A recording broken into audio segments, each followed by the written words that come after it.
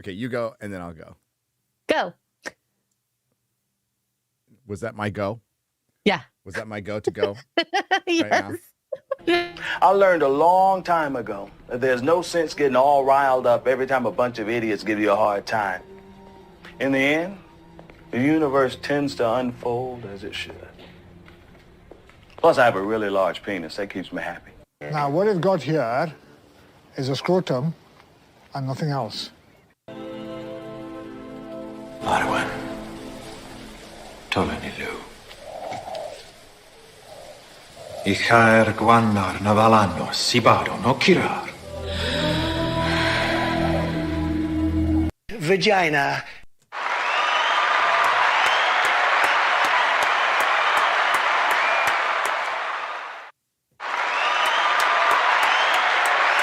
Late. Sorry. Late. Welcome to the Nerdrotic Nooner, which is closer to noon my time than it should be. And I'll tell you why. I just got off of Piers, which we thought, I used the royal we here because I don't want to take full responsibility. That's why people use the royal we. Usually when they say we, they should be saying I, but I digress. I thought it was at noon. So we were going to do the show early, but apparently it was not. So tell me how I did. I was sound asleep 20 minutes before the recording started.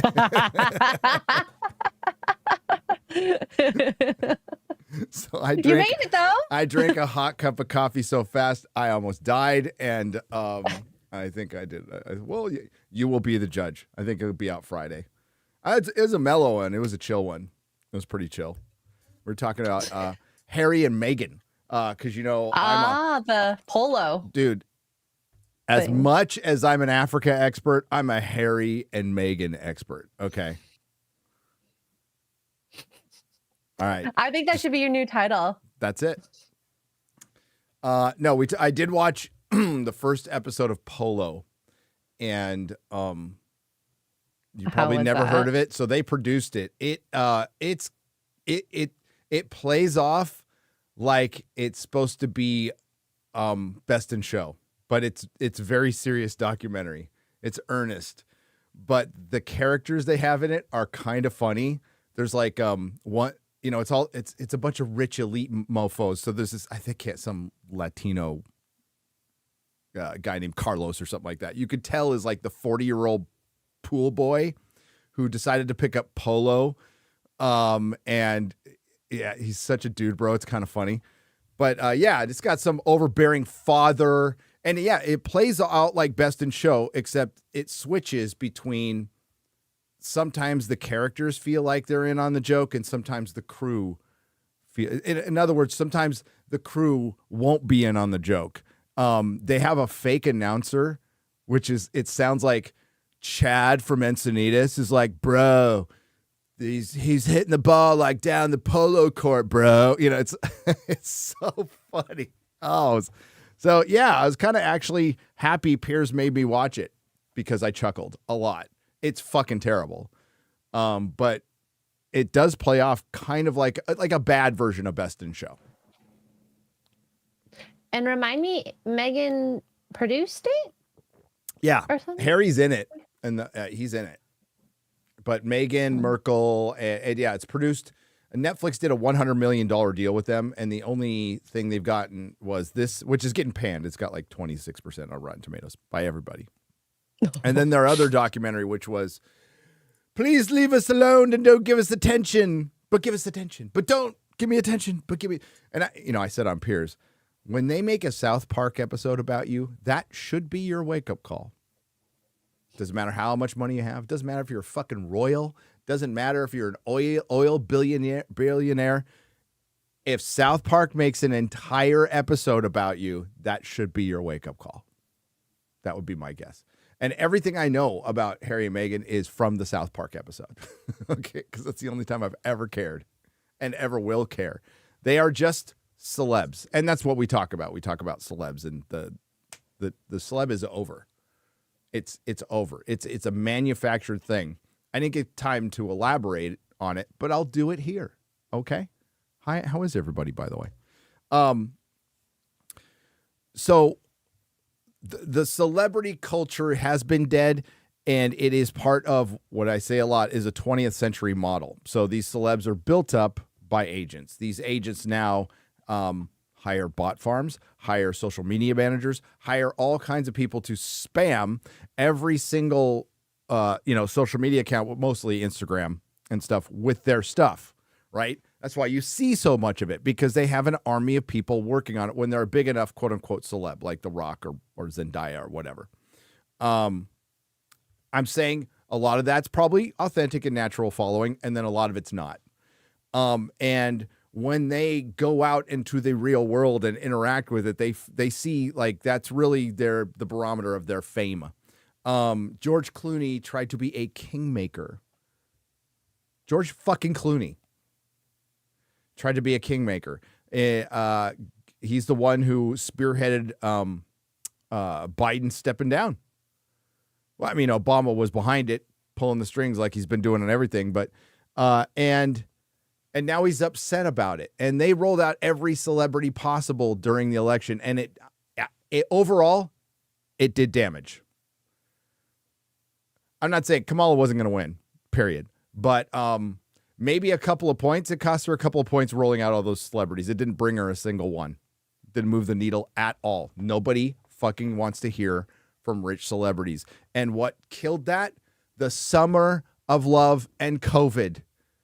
So they were dying anyway, but the straw that broke the camel's back, the hypodermic needle that broke the camel's back was COVID and the summer of love and their act towards half the country. When you tell half the country, see, remember, it wasn't just, and this isn't all celebrities, but this is the general perception of Hollywood. If a celebrity comes out and just goes, I don't like Trump, I don't like his tariff policy, I don't like his policies on eminent domain, whatever policy, nobody cares. That's fine. Have whatever. When, say, for example, Mark Hamill tells MAGA to go force yourself, then you're telling everybody who supported Trump to go fuck yourself. See the difference there? And when they're going after you, that's the problem that's the line they stepped over. They felt really comfortable doing it. There was absolutely no clap back on it until Twitter changed. And all of a sudden the rug was pulled out from under them and they found out that they had a foundation of sand. They are fucked. The celebrity is fucked. And I don't know how you turn Hollywood around without a celebrity. Without a celebrity, it's going to be very difficult. You know, Chris, I was asked on Piers Morgan a couple days. Are we live? Yes, we are. About the clap. I was worried about our discussion. Sorry.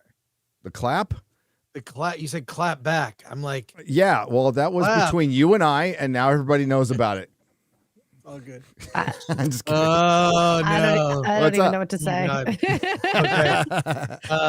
What did I miss? What I miss? Nothing. Apparently, I missed the Go clap. to my car for 1 minute, and the show starts. Oh my god! Oh my god! No, it's our fault. It's our fault because like I thought Piers started at 12, but it started at 10, and I woke up at 20 minutes to 10, finding this out. So cool. Yeah. All good, man. It's all good. So as I was saying, we talked a lot about the Hollywood celebrity and, you know, just how it's the way I put it is the Hollywood celebrities woke up to find out that they haven't been relevant for a very long time. The reality hit them. That's the way I put it. Was that November 6th? 5th. When they realized that? I think it's a date you need to remember. Right. Remember? The 5th of November. That's amazing. That was on the 5th of November, by the way. Exactly. America had their Guy Fawkes Day. But that's when they couldn't deny reality anymore. You know, they couldn't deny the reality of something that had been happening for a long time. There is no movie star that can get I didn't get the I keep forgetting his name now. The black gay guy who we always debate. He's like The Rock. I didn't get a chance to clap back on a couple things, but he said The Rock is one of those celebrities. And I said, no, The Rock. No, he has never led a movie that's performed. Never. No. Never once. The Rock is a created celebrity and personality based on his, wrestling, but he's just The Rock, and he's got a good PR machine behind him, but yeah, he ain't bringing anybody into a movie theater. Yep. The Red One, I saw Red One. He's in it. He plays The Rock. He's in it. It's the IP. The brand is Santa Claus. Yes. You're damn right. The brand, that's the IP. It's the brand is Superman. Did you see the teaser for the Superman trailer? We're rolling up to that because I was asked I was asked on Piers, not just and I thought this was an interesting way to frame the question, actually, because I hadn't thought about it like this. Because we're all saying, hey, Superman, the future of the superhero film rests on the shoulders of Superman, period. What Marvel's doing is setting up for another reboot. It's can this thing move forward with I'm going to say the first costume superhero. People are going to go, no, it's not, and you're right. But as far as Marvel DC, it's the first costume superhero. And everything is resting on his shoulders for the superhero film. The way Piers asked it, Chris, was, can Superman save Hollywood? And I'm like, yeah, you know what?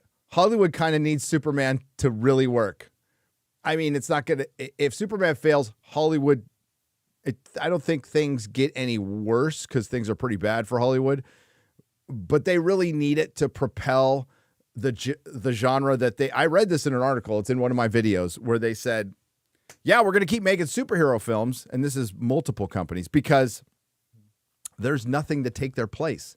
So we have to wait for another genre to come around.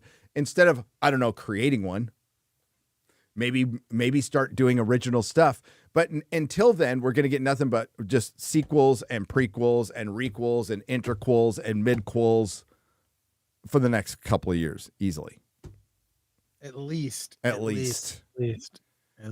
So, yes, I think in a lot of ways, Hollywood really needs Superman to be successful. Here's the problem. $330 million budget. And the expectations are probably unfairly high. $350 million. It needs to make $1 billion to make its money back and to be popular.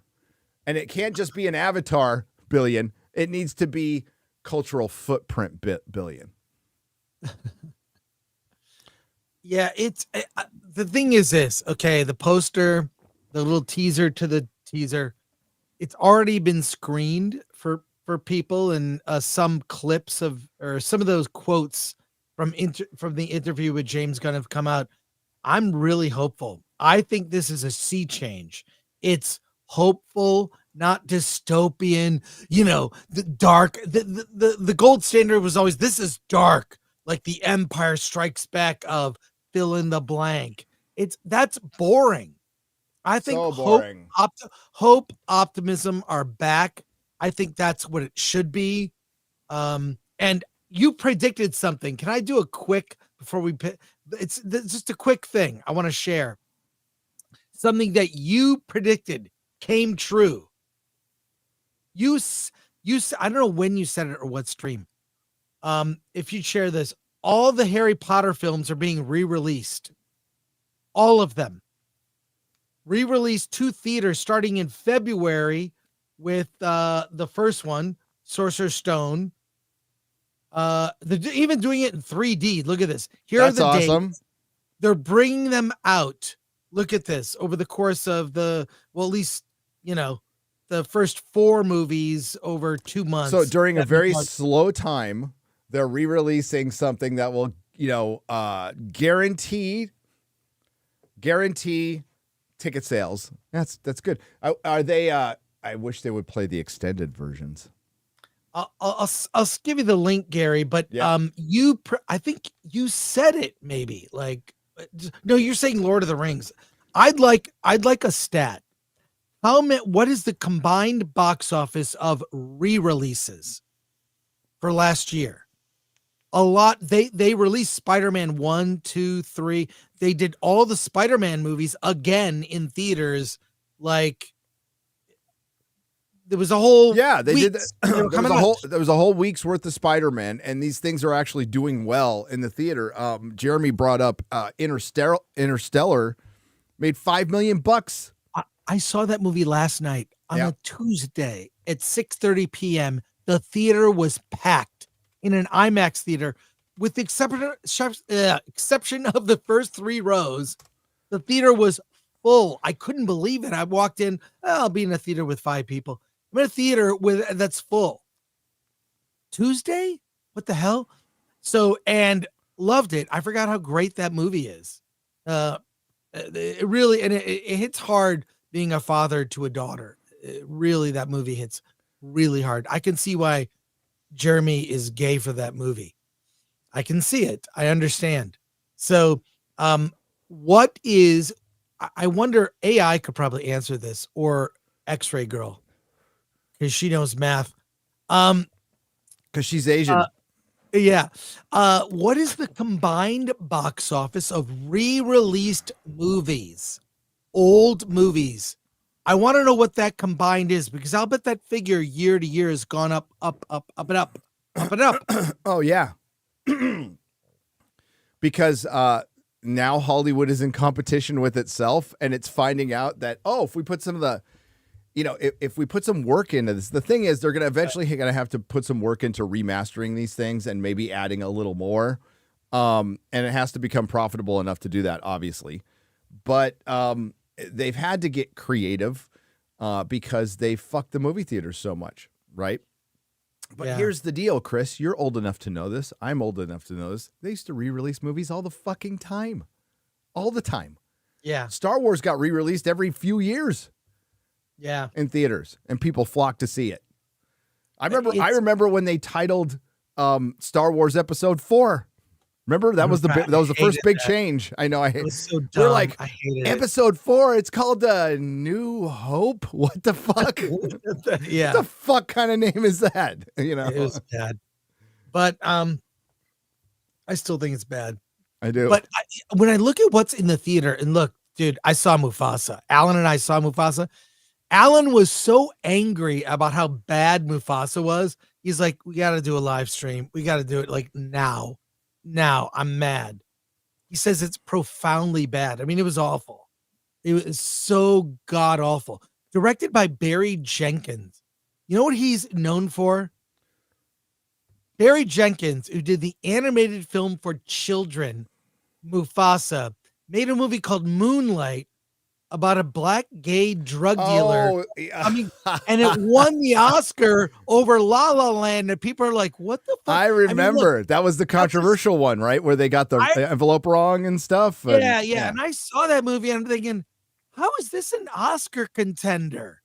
Like, that's when the Oscars really were like, that was 2016. The Oscars were like, what the F are you doing? Like, Gladiator was like winning in 2000. That was great. A popular movie that's exceptional also won the Oscar.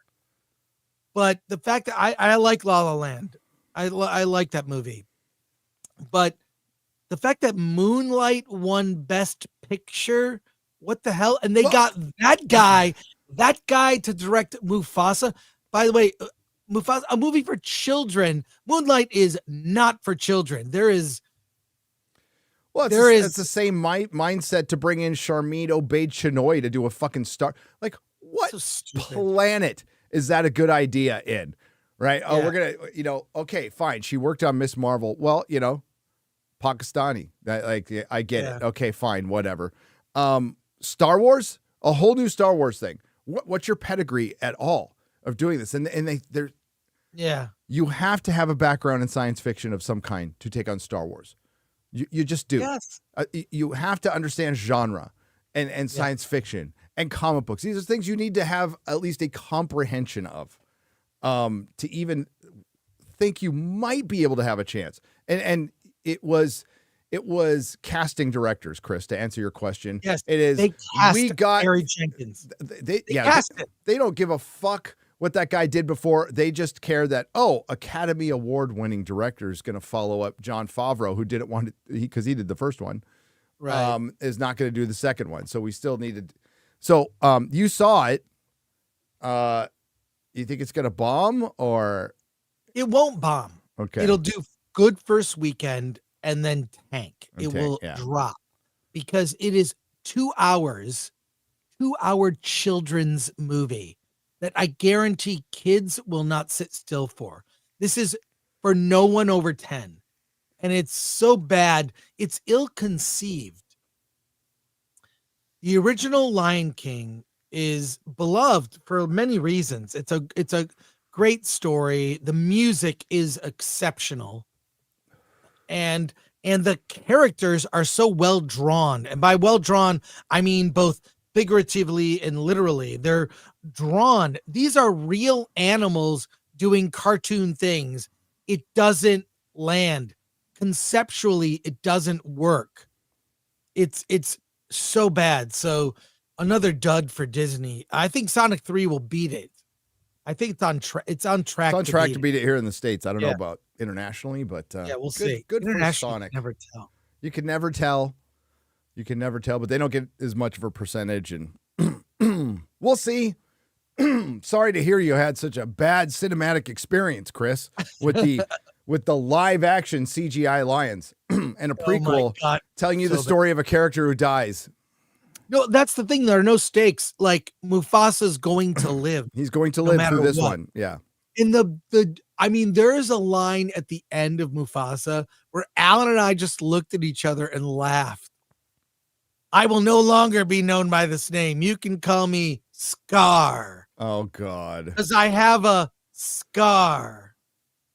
So dumb. It's so dumb. It's bad. It's bad. But I am excited about one thing. There is a light up cup in a popcorn container that I might want to get. You will have to fight all the Sonic fans for this. These are going to sell out day one. I guarantee it. Anyways, yep. The fact that popcorn buckets are more exciting than the movies themselves. That Helms Hammer is the first popcorn bucket I've seen in the theater. They're all gone by the time I go, and I go on preview night, and they're all fucking gone. Yeah. And I got one. I got the last one at my theater. I was like, yeah. Oh, that's great. That's great. Oh, well, good. Let's hope we need movies to be better than the popcorn buckets, though. They when I was at the movie last night, they did have the hood blanket thing from War of the Rohirrim. The what? The Lord of the Rings, War of the Rohirrim. They've got like a hood, and then it's like a cape and a blanket, right? And I thought about it, but it has the, War of the Rohirrim logo and the girl. I was like, I like the style. I just did not like the branding. I was like, forget it. No, I mean, like if you they produced it to maintain the rights, and it played out like that. Period. Yeah, they put felt like that a lot. Yeah. I keep derailing you, Gary. This is my job on the show, to ruin the show. This is 2 streams in a row where I had some prep going, and it just kind of went out the window because peers, and so sorry, folks. It's gonna be old school where I just kind of roll around. Hey, let's look at the Superman teaser. We get the full trailer. Okay, so we got the teaser poster and then the teaser for the teaser trailer. Okay, so this is the teaser for the teaser trailer. The link is in the private chat. X-ray go. There we go. Let's look at it. Let's look.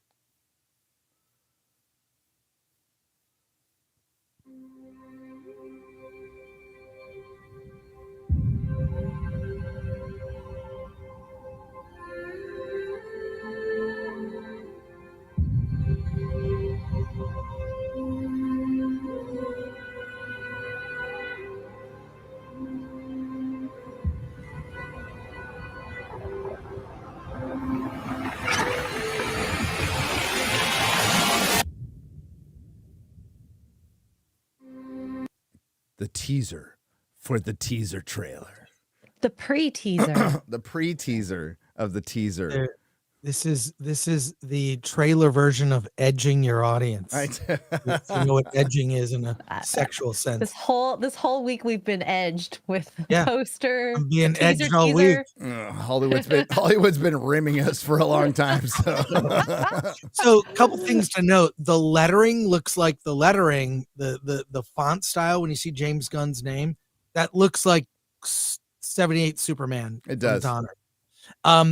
Other things, the music, to be clear, it's not a combination of Man of Steel and John Williams score. It's John Williams notes, but arranged in a way that sort of pays homage to Zimmer, right? It's a very Zimmer-like, but especially when you hear it at the beginning, right? It's very Zimmer.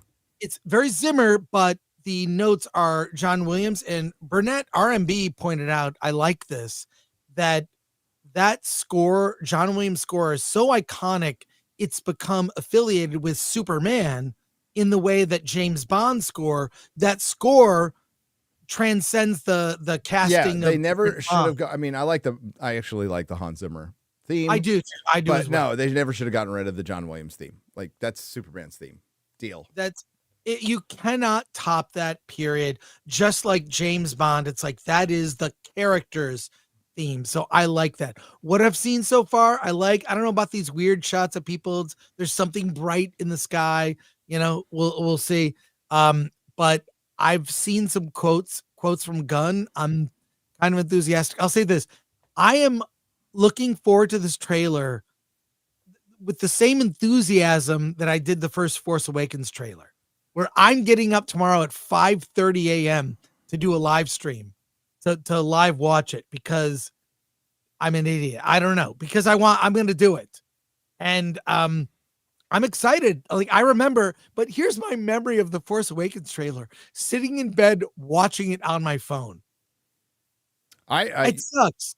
It sucks. I miss. I remember trailers. the Phantom Menace trailer, and we had to watch those little fucking horrible. It wasn't even video back then. What was it called again? Like Flash or whatever the fuck it was back then. Flash Player. Flash Player trailer that's like this big on my computer screen over and over again. Well, I went to the theater, and I think RMB was there, and a whole bunch of my friends. We just went to see, I forgot, it was that Brad Pitt movie, which I forget, he dies in the beginning, whatever. And we watched it and walked out of the movie. And then the next day, like, someone had a cam version, you remember, and it took forever to download. And then you watched it on a loop, the Phantom Menace trailer. It was great. Yep. I like the kind of enthusiasm. So Force Awakens trailer, I was pumped. That I think was like a less than minute teaser where you see BB-8, the flash of images, the black stormtrooper. Yeah. Ooh. What's that be about? Well, it turns out he was a janitor and the butt of every joke. Yeah, the butt of every joke, and a janitor. And worked in. It's. I mean, when you look back, J.J. Abrams really fucked that up. So, I'm looking forward to this. I think it's a change in. It doesn't look. It looks like, hey, it's Americana. It's positivity. It's hopeful. It's optimism. It's, what defines a hero. There is a clip. There's a video. Do you have it? I'll find it for you. It's a video where James Gunn talks about it. I'll find it. Find it. Yeah, I saw, I can't remember. I think it was Hollywood Reporter Variety, where he had mentioned that one of the movies that I think it was the movies that inspired this was Top Gun Maverick. Yes. And what was the other one? He mentioned 3. Let me see if I can find it. I have the Gunn clip. It's 30 seconds. Would you like me to share it and show it? Yeah. It's quick. It's quick. But it's worth hearing what he has to say. Yeah, James Gunn reveals how Top Gun Maverick influenced Superman. That's a good movie to influence Superman. It is. Well, he said he used drones for a lot of here it is. A lot of flying stuff. He used Top Gun. So part of it is going to be Top Gun Maverick meets All-Star Superman. Okay. All right. Well, you want to see this? It's quick. Play it, Gary. You. Oh, Yeah, I'm gonna play it. Okay. Or you want me to play it? No, you need to play it. You have to play it. Okay, Yeah. let's go. Let's go. my God. Let's go. Let's go. Engage. Engage. Hey everybody, James Gunn here, and as you may have heard, I've been working on a Superman film. This project is so much more than just another movie to me. It's a story about humanity, about what it means to be a hero in a world that doesn't always make it easy to be one. I can't wait for you to see it. The heart, the action, and the incredible performances from David Corenswet, Rachel Brosnahan, Nicholas Hoult, and the entire cast. So set your reminders, tell your friends. You can see the Superman teaser trailer tomorrow. What time? So scripted. I think it's 6 a.m. I'm surprised they don't have a live Pacific? link up. Or Yeah. Okay, good. Nine I- for me. Surprised they don't have a live link up right now. For it's like They ready should. countdown. They should. Did you hear low in the mix was more of the score? Yeah, It was pretty good. it's pretty good. It's pretty good. It needs It's to be. not- yeah, it needs exactly. It can't be anything less than a home run. Seriously. It absolutely has to be a home run. Yeah. Or Hollywood's toast anyway. They just need a win. That's why I was like, it's hard to say. I've heard Robert say before, so you're just one good movie away from turning things around. Not when you're dealing with multiverses and interconnected plots. You're or a genre. Superhero movies, they've had good superhero movies over the last couple of years. There's been a couple. People like the Batman. I think it's a solid 6.5, 7 out of 10 with a bad ending. Too long. Guardians of the Galaxy Volume 3, solid 7 out of 10. Pretty good. Worst of the series. Warlock got fucked up, but still a good movie. No Way Home, fun movie, total gimmick. Deadpool and Wolverine, fun movie, total gimmick. The health of the superhero movie means I can put out a superhero. It doesn't even have to be an origin story, just a singular superhero story, not filled with multiverses and all these other guest stars, and it succeeds, which could absolutely happen. You have a smaller budget, you have a smaller story, could absolutely happen. But that's not the era we're in right now. They're even, we'll see. There's a lot of guest star superheroes in Superman, but it might be kind of like the Suicide Squad, where they either, I don't think they're all going to die in the first 10 minutes, but they get, they're just out of the picture. I don't know. But this needs to be just a Superman movie doing Superman shit. That's what it needs to be. And, hopefully it's great. I want it to be great. But Hollywood's got so much bigger problems right now. Even if it, and we'll get into it in just a second. Even they are definitely backing off the message, folks. that is Well, for sure. Yeah. For sure. I'll say this. What I'm optimistic about, or what I hope to see is, and he mentions it in that little short clip. What is a superhero? Because I don't know. We've had now going on two decades of superhero genre dominating at the box office. What is a hero? What is a superhero? I feel like I'm asking that. What is a woman? If we can't answer what is a woman, what is a superhero? What are the values of a superhero? What does it mean to be a hero, both in the fictional sense and in the world? Because we live in chaotic times where we can't even, the idea, what is a woman? That's that documentary by Matt Walsh. And by the way, Am I Racist did not make the cut of the 15 in contention on the short list docs to be. Even though it made more money than all of them, probably combined. Most movie in a decade, almost a decade. That's a whole other. So the thing is, what is a superhero? We're returning to a time where you don't have to ask that, Chris. So that's the thing is you say we live in these confusing times. We live in these manufactured, confusing times where Yes. the corporate legacy media and social media and every corporation was trying to push 2 + 2 = 5 on you, was trying to push something that's not real. Okay. That's the whole point of the transmission debate, right? Is you're just trying to, like, I have, y'all, all these motherfuckers talk about my truth. You know, I have certain pronouns I've used for 50 years. Why should I fucking change them for anybody? And why should that person assume I'm going to change it for everybody? You want to ask nicely? That's on an individual basis. That's a different story. But trying to shove stuff down our throat and put stuff in our face when they're baking it in every fucking commercial, every fucking TV show, every fucking movie, every fucking video game at this point. It's no, fuck you. I'm not going to deny reality. You know, I just said it on Piers. James Bond is a straight British white dude. That would be a controversial statement on Twitter 3-4 years ago and catch heat. Snape is a straight white British dude in the 90s. He's well described.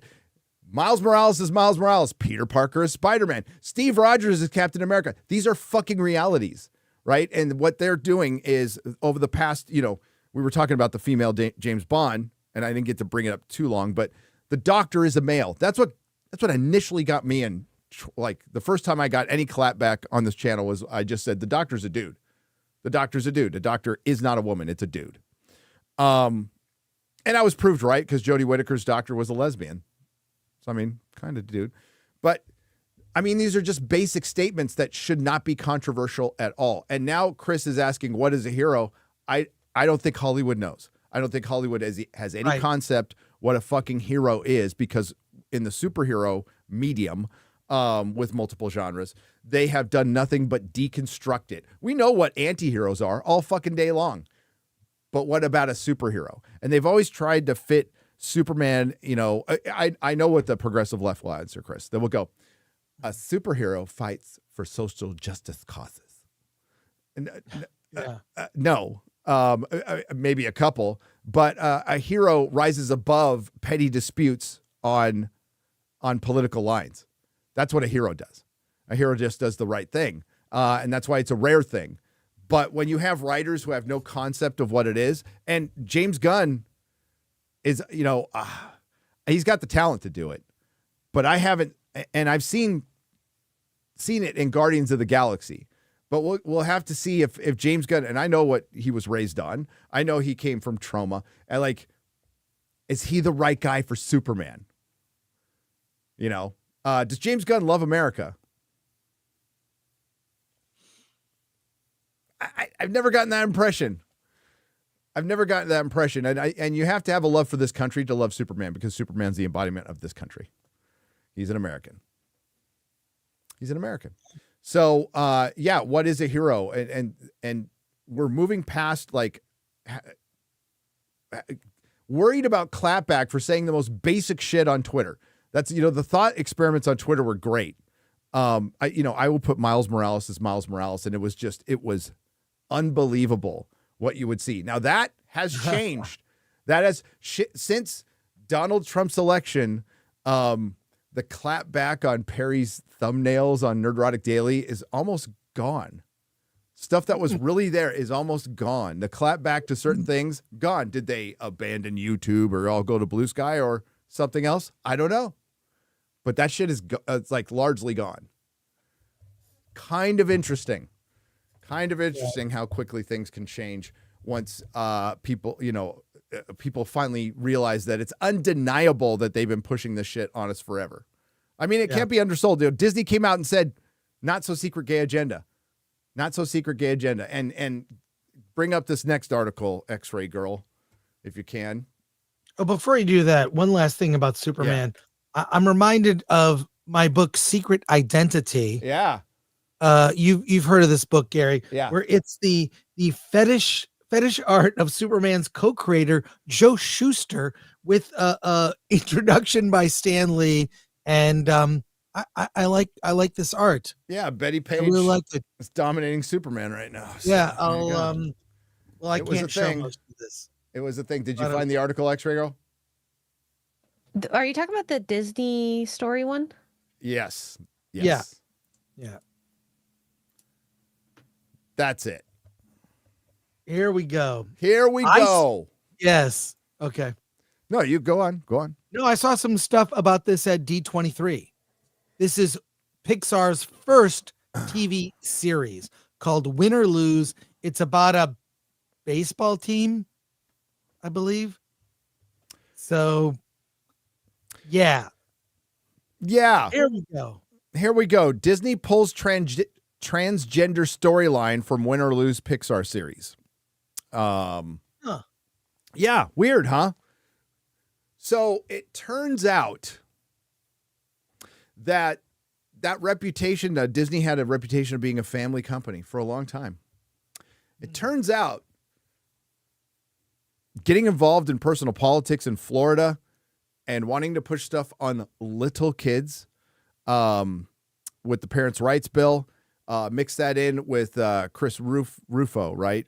Discovering all those, I mean, they're out in the public, those internal Disney videos where they said, we don't have, I have a not so secret gay agenda. It turns out that's really bad for the brand. Yeah. Shocking news. Yeah. Turns out it's really bad for a family brand that it must be affecting them enough to come as close to as they will ever get to admitting defeat on one project, by the way. This is just one singular project. But the fact that this is public is kind of crazy. Pixar's new animated series, Win or Lose, set for 2025 premiere on D+, will no longer include a transmission storyline. Disney has eliminated a few lines of dialogue from an episode that references a character's gender identity, we've learned. Disney released a statement to Deadline confirming the change. First reported by The Hollywood Reporter, saying that when it comes to animated content for a younger audience, we recognize that many parents would prefer to discuss certain subjects with their children on their own terms and timeline. Wonder where the fuck they got that message. They're failing projects. You know? By the way, Mufasa's not woke. It's just terrible. That's what I figured. To be clear, but who cares? This isn't the first time Disney has faced controversy over the LGBTQ plus issues and storylines. In 2022, former Disney CEO Bob Chapek came under fire for his initial deafening silence over Florida's Don't Say Gay bill. And he was right. Can I just point this out, that the man was right?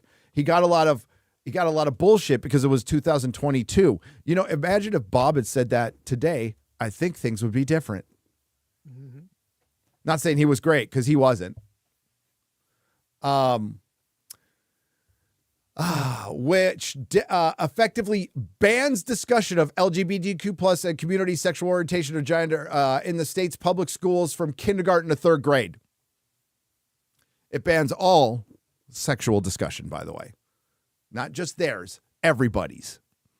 And why is it so important for you to discuss these things to a kindergarten? Right. I mean, you fucking tell on yourselves, motherfuckers.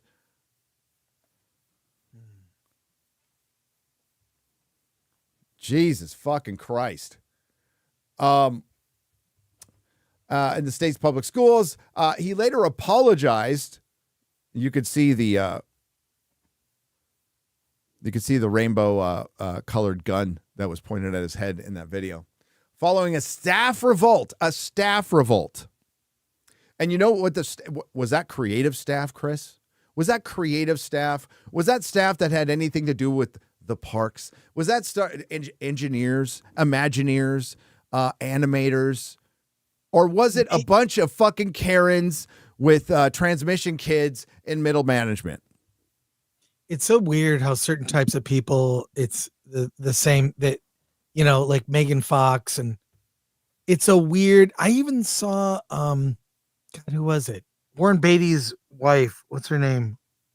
Annette Bening. Annette Bening was like, you know what makes me interesting? I have a transmission kid. It's like, you make it about you? That is a very telling statement. And that statement tells you everything you need to know. Yeah. You know what makes me more interesting? Your kids are not a fucking accessory, you pieces of shit. And I doubt she raised them. Probably had a nanny do that. But yeah, kids are not your fucking accessories. And boy, are you going to have to pay the price when with therapy bills and institutions and a lot of problems. Instead of letting your kids, I don't know, grow up and be kids and figure it out for themselves. And go through phases. They like phases. Dinosaurs. Yeah. They like unicorns. They like lots of weird, they're in the this and then that, and they Pokemon and some stuff, they're kids. They're kids. Let them, yeah. He later apologized following a staff revolt, saying that he should have been a stronger ally. That same year, Pixar's Lightyear sparked controversy with a storyline that involved the same gender relationship and a kiss. And how did that movie do? Remind me again. Oh, it flopped. A Pixar flop. It bombed. It bombed. And the thing is, it's such a small, inconsequential part. Why include it at all? Because it was put in there by a producer note from some department saying like, well, we need to redress. We need to. Oh God, how did she put it again?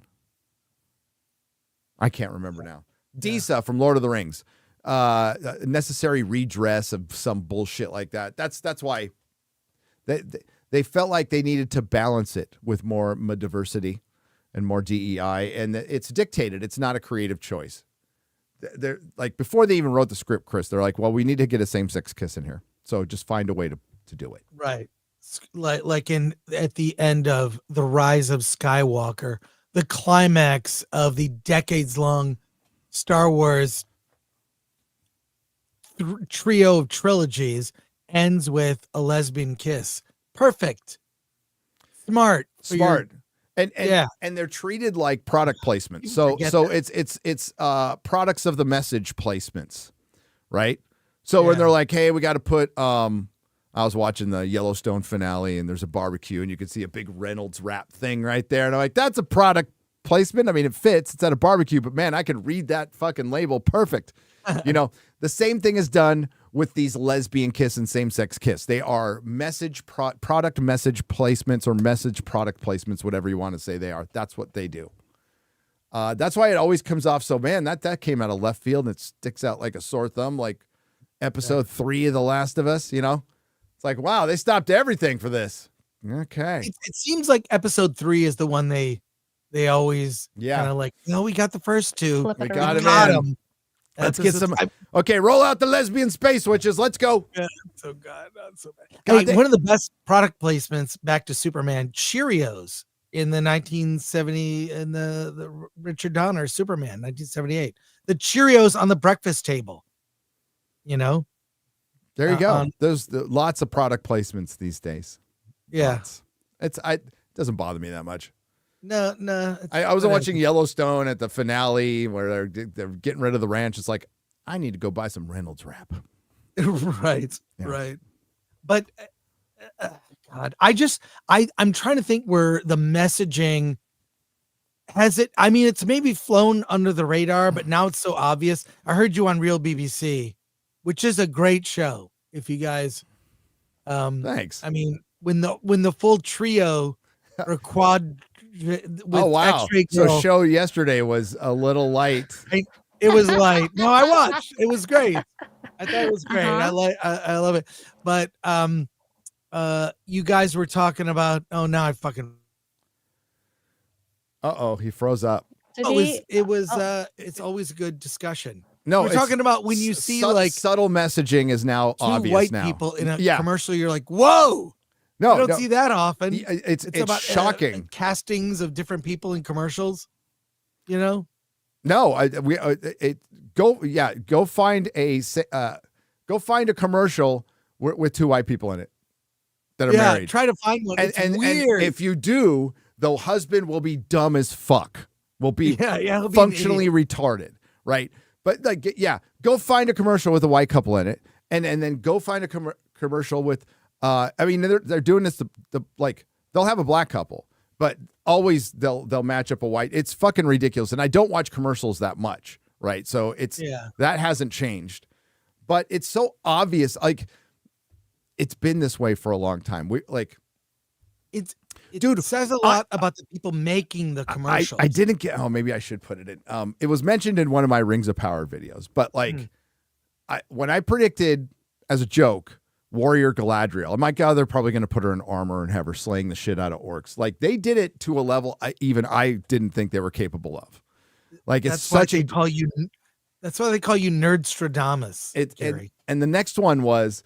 I said, oh God, I hope we get Baby Shelob in season 2. And we literally got Baby Shelob in season 2. And I was thinking of Yoda, right? Baby Yoda. I'm like, oh, they're going to pull out all the stops. They'll get Baby Shelob or something like that. And they fucking did it.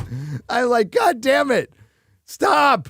And yeah, like there's all these platonic relationships now. Like everybody's like, the man and woman, the female lead and the male lead are like, what's up, dude? Like there's no romance between them at all anymore, because that's heteronormativity. And it's not like there isn't. The public still wants this stuff. It's Hollywood doesn't want you to want that stuff. Hollywood, Joker 2, great example, is an apology for a movie because for some reason the maker of the film, including Todd Phillips, felt like they needed to bend the knee to the criticism of the press from the first one about the incel violence and that people were like looking up to Arthur. No, he was a compelling character. Nobody was like, he's my hero. I'm going to copy that. So instead of expanding on that, they just completely deconstruct it and go, fuck you. We didn't mean you to like him. And it's like, well, we didn't really like him. It was compelling. It's like Walter White. Do we like Walter White? No, Walter White's a piece of shit, but he's a compelling character. So they want to dictate what you like, how you act about a character, instead of like, I'm going to throw up a story, it's a great example of, Joker to Joker 2 is a great example of everything wrong with Hollywood and how they, like, even with the same creators, they don't learn the right lessons. Joker worked because it was an unreliable narrator based on a compelling character, and it set up a story structure that was so compelling that even with it had a satisfying ending that didn't answer almost anything. Like, and it was meant to be debated. That's the kind of film you meant to make. And then they fucked it up by answering everything. Yeah. Which was just a bad move. So they want to dictate to us what we like, and they've been going against a trend for a decade now, which is normally not what Hollywood does. Hollywood either will ride the wave of a trend. They won't create it, but they'll ride the wave of a trend, and they have been ignoring this for 10 years now. And now they can't. And they're like, oh, we got to make traditional entertainment. It's like, all right. I don't know if people will care.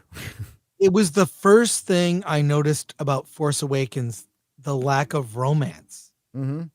Even Finn says, do you have a boyfriend? To Rey, which is weird, but whatever. Yeah. Do you have a boyfriend? The term boyfriend in the Star Wars universe is strange. Well, everything was strange about that film, and the rest is herstory, Chris. Right. The rest is herstory. That's by the time they even put something out, God, that's what I was saying, is everybody go out there and call Skeleton Crew a win so Kathleen Kennedy will leave. Say it's a win. It's the best Star Wars you've ever made. Go, Kathleen. Now you can go. It won't change anything, but I haven't seen the latest episode. I hear it's boring and kind of dumb, so not shocked. I'll probably binge it just to get it over with.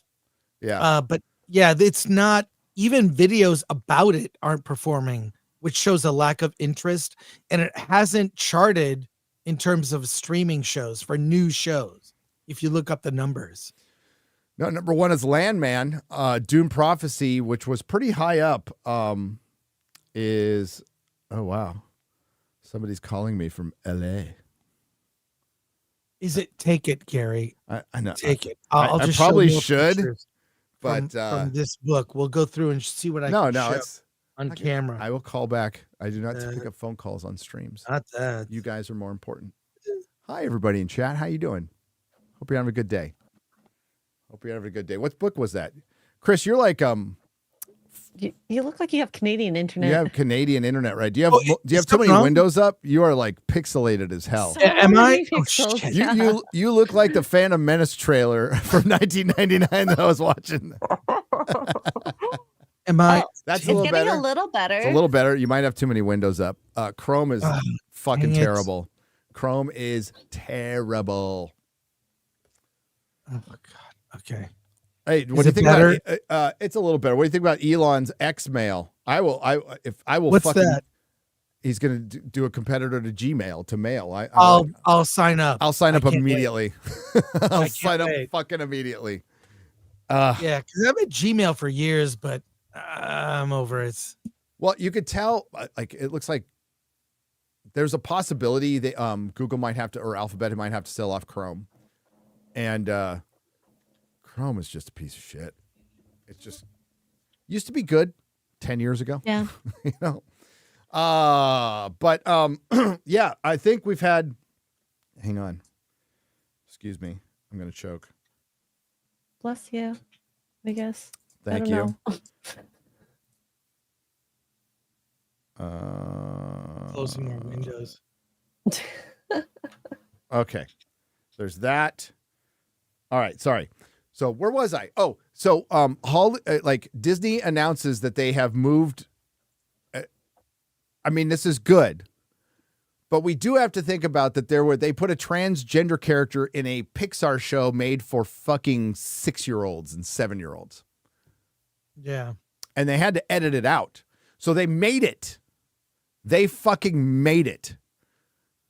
You know, and that's the unfortunate thing about the about this debate and what the groups of transmissions have made this debate. So, individual person on an individual basis, that's adult, we're good. But as groups go out there and they're forcing language on us, they've been combative, they've been violent, and there's a few of them now realizing maybe we haven't done ourselves any favor. No. By demanding things. You know, remember that South Park episode about tolerance? Yeah. You know, and they had to break down tolerance. They're like, that means I tolerate it. Okay. It doesn't really mean I believe it, but I'll tolerate it. Now it's you want full on acceptance, and sweetheart, nobody gets that. Nobody gets that in this world ever. Maybe you want to internalize that. But the fact that they felt so free to create this in a child show, in a show for little children, that's where people are drawing the line. By the way, that's always going to be a political loser forever. Yes, I predict this, Gary, that the abortion issue has been kind of a burden for conservatives and the Republicans, right? Yeah, that's been having that issue on the table. Now Trump kind of took it off the table by throwing it back to the states. Throwing it back to the You can debate states. that all you want. I think the transmission issue will be for the Dems carry the same kind of burden as abortion did for the Republicans. Does that make sense? It makes sense as far as an issue that's a burden. I agree with that. Now, the issues, while understanding that the issues are completely different. Right. Yeah. They're completely different issues, but comparable in the sense that it's aligned for people. Like, as a father to a daughter, I don't want men playing in women's sports. I think it's common sense. It's not even, and if they want to create a separate category for trans athletes, I'm all about it. Go ahead. Trans MMA, if it's profitable, but there's an question. audience. If you make the separate category, then you are going to be mixing men and women in one category. You thought of thinking. Yes. Let them fight. That's the Seriously. thing. That's the thing. We're playing this stupid fucking game, and I'm tired of it. Okay, do believe what you want. Live your life the way you want. Just don't ask me to deny reality. That's all I've ever asked. Go fuck yourself if you're asking me to deny reality. If you want to live a life a certain way, go for it. Go I'm for all it. about it. Stop pushing Freedom. it on kids. Or even look, And AOC took pronouns out of her bio. Yes. Is that still?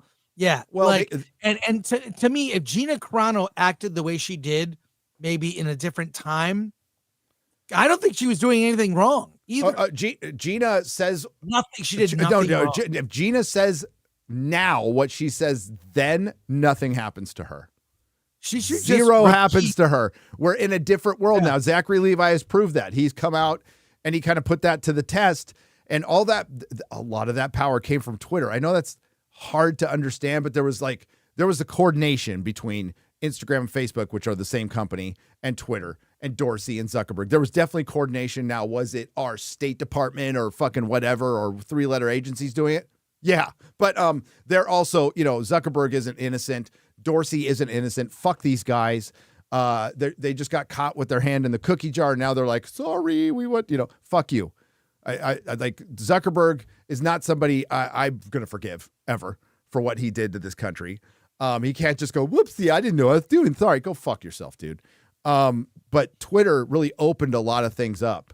And now they can't, we had that one single pipeline where all the blue check marks and access media and legacy media and whatever bots and real people they had behind them that they could coordinate pretty well with freely while the government was fucking censoring people with like 10 followers, Chris. Yeah. They made no distinction. 1 million followers, 10 followers. If you were saying less, they were ordering Twitter to remove shit. This is the biggest scandal in 100 fucking years for our country as far as free speech is concerned. It's just, the media is like, hey, man, it's no big deal. It's Elon. He's evil. Fuck off. So we are in a different world now. And I look forward, Chris, in the future to more news like this. If these companies want to survive, and we'll see. But and how much of it will not make the news? Meaning decisions are being made and it doesn't become public. Someone made that public. Why did that become public? The Disney story. Wait, when you made public at Marvel when they were doing the when they did basically the Purge, right? Yeah. So we heard about the Purge. You made it public, and that continues to this day. Nate Moore is leaving Marvel, producer of Black Panther, one of the more activist-y kind of guys, leaving. He's gonna do Black Panther 3. They're doing a Black Panther 3, Chris. I don't know how, unless they recast Black Panther. Why did they kill that? Killing that character was terrible, dude. You could have honored Chadwick Boseman by continuing the legacy. Black Panther the legacy of that was character. An exploitation of Chadwick Boseman. They should have recast Black Panther. Yes. It's called Wakanda Forever, but it's a Black Panther sequel. For those of you who didn't watch it, Shuri becomes Black Panther at the end. So you don't see a Black Panther character till the end of the movie in the Black Panther movie. And the rest of it is squabbling over land, a horrible Namor, and it's fucking terrible. And it's really long, by the way. Yeah. And then we find out T'Challa had a young son that's got to grow up sometime. So I don't know what they do with Black Panther 3. I think they should recast T'Challa, but that's me. But yeah, we're going to see more of it, and I think we're going to hear more stuff. Expect some news. This is super vague. I shouldn't even say it. Say it. Now that you say you shouldn't say it. No, I shouldn't say it. Give us a tease. No, I can't. This is pretty big. It should happen in the beginning of the year. Concerning Disney. You're going to see little signs of them turning shit around, right? Okay. So this isn't bad news. It's actually it's positive. I would say overall it's very positive. Overall it's very, very positive.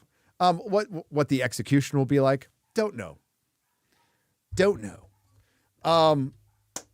Chris, you got to go? No, I let's go into soups, and I'll stay for a little. Yeah. Just let me know when you gotta Yeah. bolt out. Hope everybody's having a good day. You got to be flexible. Thank God for coffee. Yes. Oh my God. I can use a refill for sure.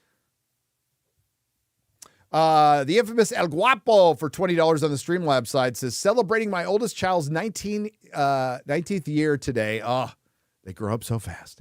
And wanted to make sure that the dad ranters and X-Ray Girl have a Merry Christmas and a great holiday season with family. Thanks again for being our voices and letting those rants fly. God bless you all and bless you. Merry Christmas. Merry Christmas. Merry Christmas. Merry Christmas. Enoch Maman reviews and rants for $5 says, fun fact, in high school, X-Ray Girl was voted most likely to exclaim, I love this song. Woo.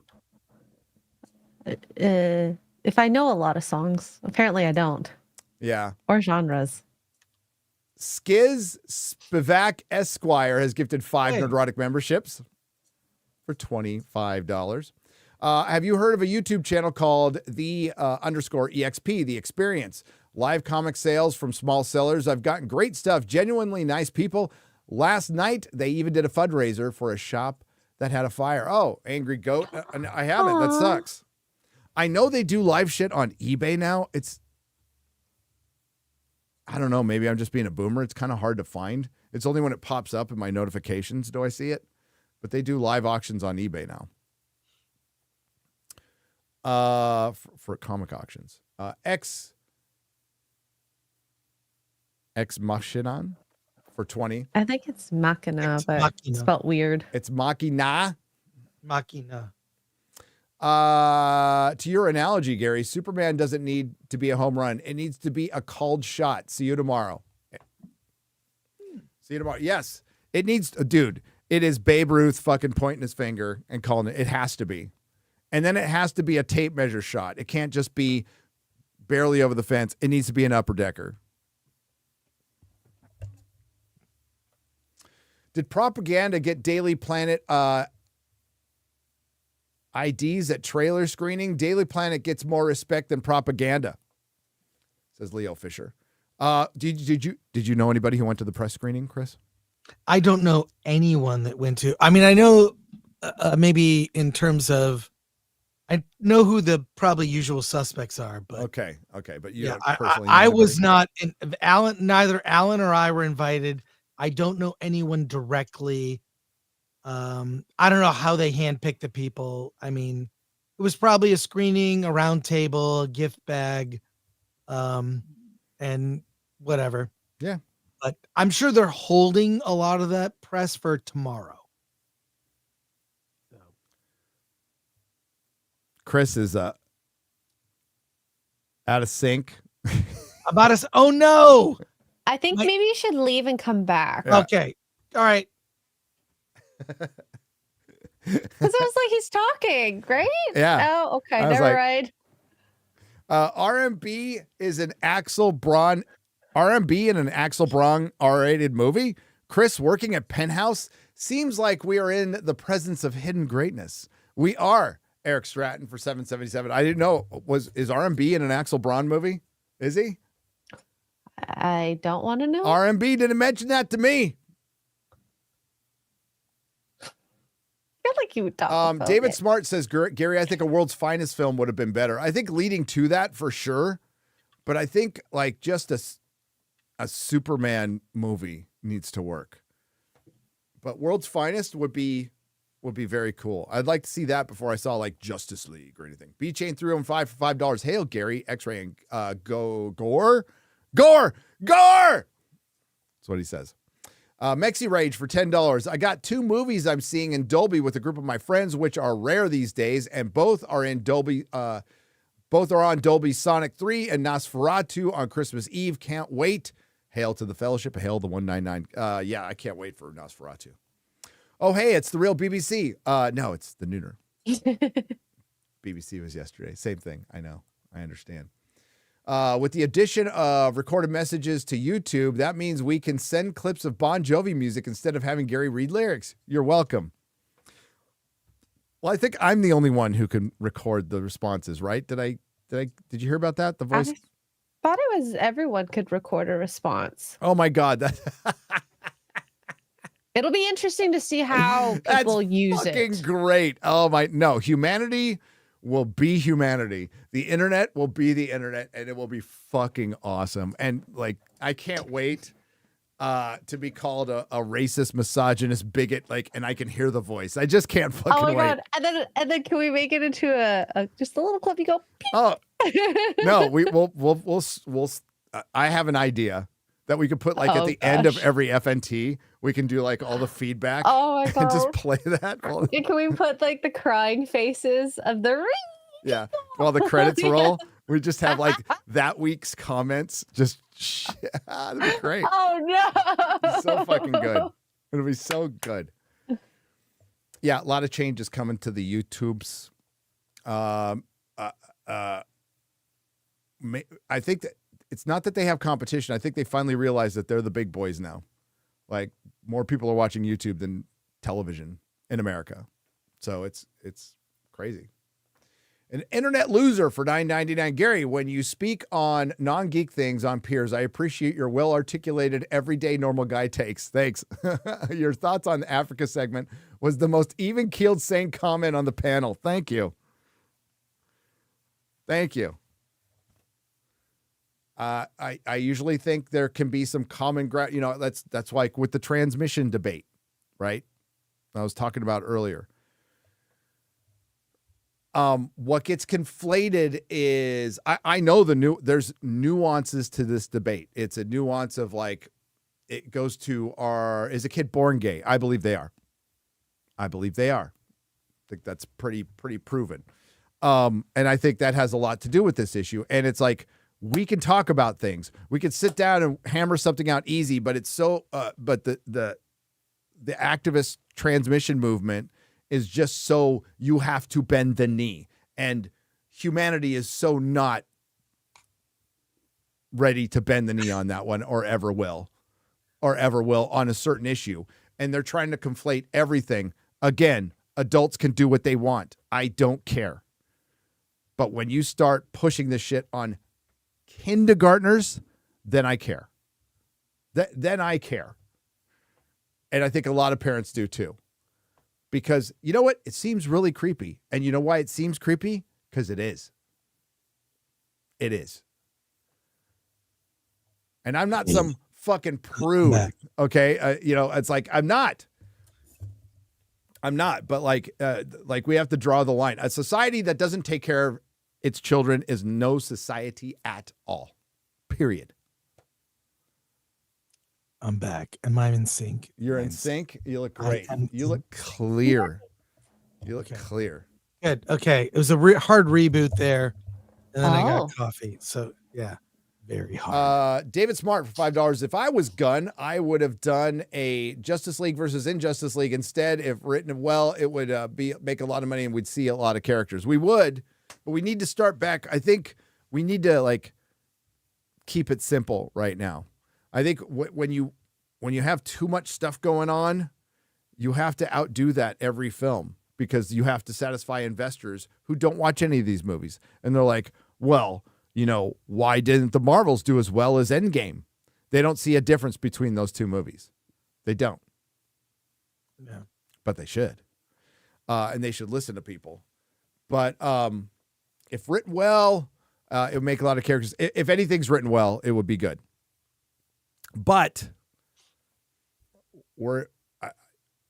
Hollywood does not deserve the benefit of the doubt.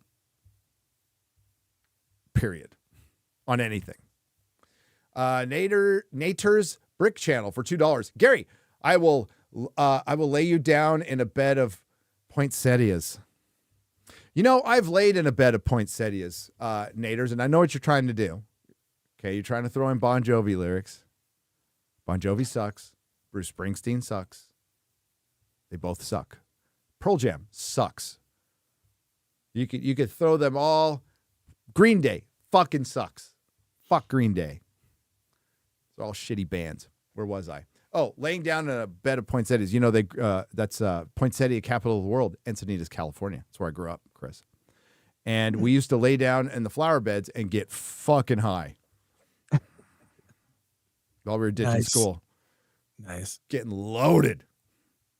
And it was poinsettia fields and flower fields. Man, back in the old days of the Encinitas, it was just all flower fields. So you would just drive around and there's like colors everywhere. It was fucking great. And the burbs came in and all the people from LA and fucked it up. Razorhead for €10 says, remember the retarded Jaguar rebranding commercial? Want to know how it should have actually been done? Check out the Magnus Walker's TWR Super Cat 5-minute short film. I will check it out. The actual car they came out with, Chris, if it wasn't pink, looked fine. I thought it was a cool looking car. You know, it's a car meant for really like rich people or moderately rich people, right? And it has kind of a Art Deco 20s thing that they're trying to do there, and I appreciate that because cars look like shit. But that commercial was fucking retarded, and it hurt. It was bad. And you're going to see like a lot of car companies have been living off subsidies, and those are going to start drying up. So it'll be interesting to see how that works out, especially if Donald Trump starts throwing tariffs, which I'm all for, by the way. Bring back some manufacturing to this country. Yeah. Give our people jobs. Noah Knox Marshall for $5. Merry Christmas and congrats on all the winning. You know, it's been great. I've had a really good month. A month. It's now over a month, and you can feel it in the air. You can. Maybe it's because I'm in Texas, but I was in Wisconsin too, and people are just a little happier, a little tip tap song in their heart. There's a reason for that because there's a little bit of hope, but you know this as well as I, Chris. Hope is not a strategy. It's a nice thing to have, but it ain't a strategy. The Viking of Disapproval, thank you for the $1.99. I appreciate it. Mr. Joe Lynch for $9.99. It is so easy to make $1 billion Superman movie. Set it in the late 30s or the 40s and make them the golden age reflection, the accurate values, add casting of that period. That sounds awesome. I would pay money to see that. And just make the DC universe a period piece. Yes. I've been saying that for a while. Why not? Period superhero movie. You know? I mean, FF is in the 60s. Do a Cap movie in the 40s. Do an Avengers movie in the 60s. Well, that's what they're trying. Well, not an Avengers movie. The Fantastic Four will be futuristic sci-fi, which I love that, by the way. I love that. Like everything looking like the fucking Jetsons. Fuck yeah. It's count me in. That's cool. I'm fine with that. And DC is not the world out your window. So you can make, I mean, like Gotham's supposed to be what Tim Burton tried to do with Gotham is you tried to make this timeless thing that had 70s cars, but Art Deco. You couldn't really put a time period on it. I think that's the route they should go with DC. I don't think you should make Metropolis look like any other city and Gotham look like any other city. You know, the Batman did a pretty good job with Gotham. I got to say, like with the Batman and what the Penguin did. If they're going to do grounded Gotham, they still made it fantastical. Like it's still, you know, bombs going off in the street and like there's certain things that just wouldn't happen in reality. And I think that's what they should go with. I think that's a great idea. Remember Sky Captain in the World of Tomorrow? Yeah. That was it. And basically that was a Max Fleischer Superman homage, right? Because it's got all the robots. Robot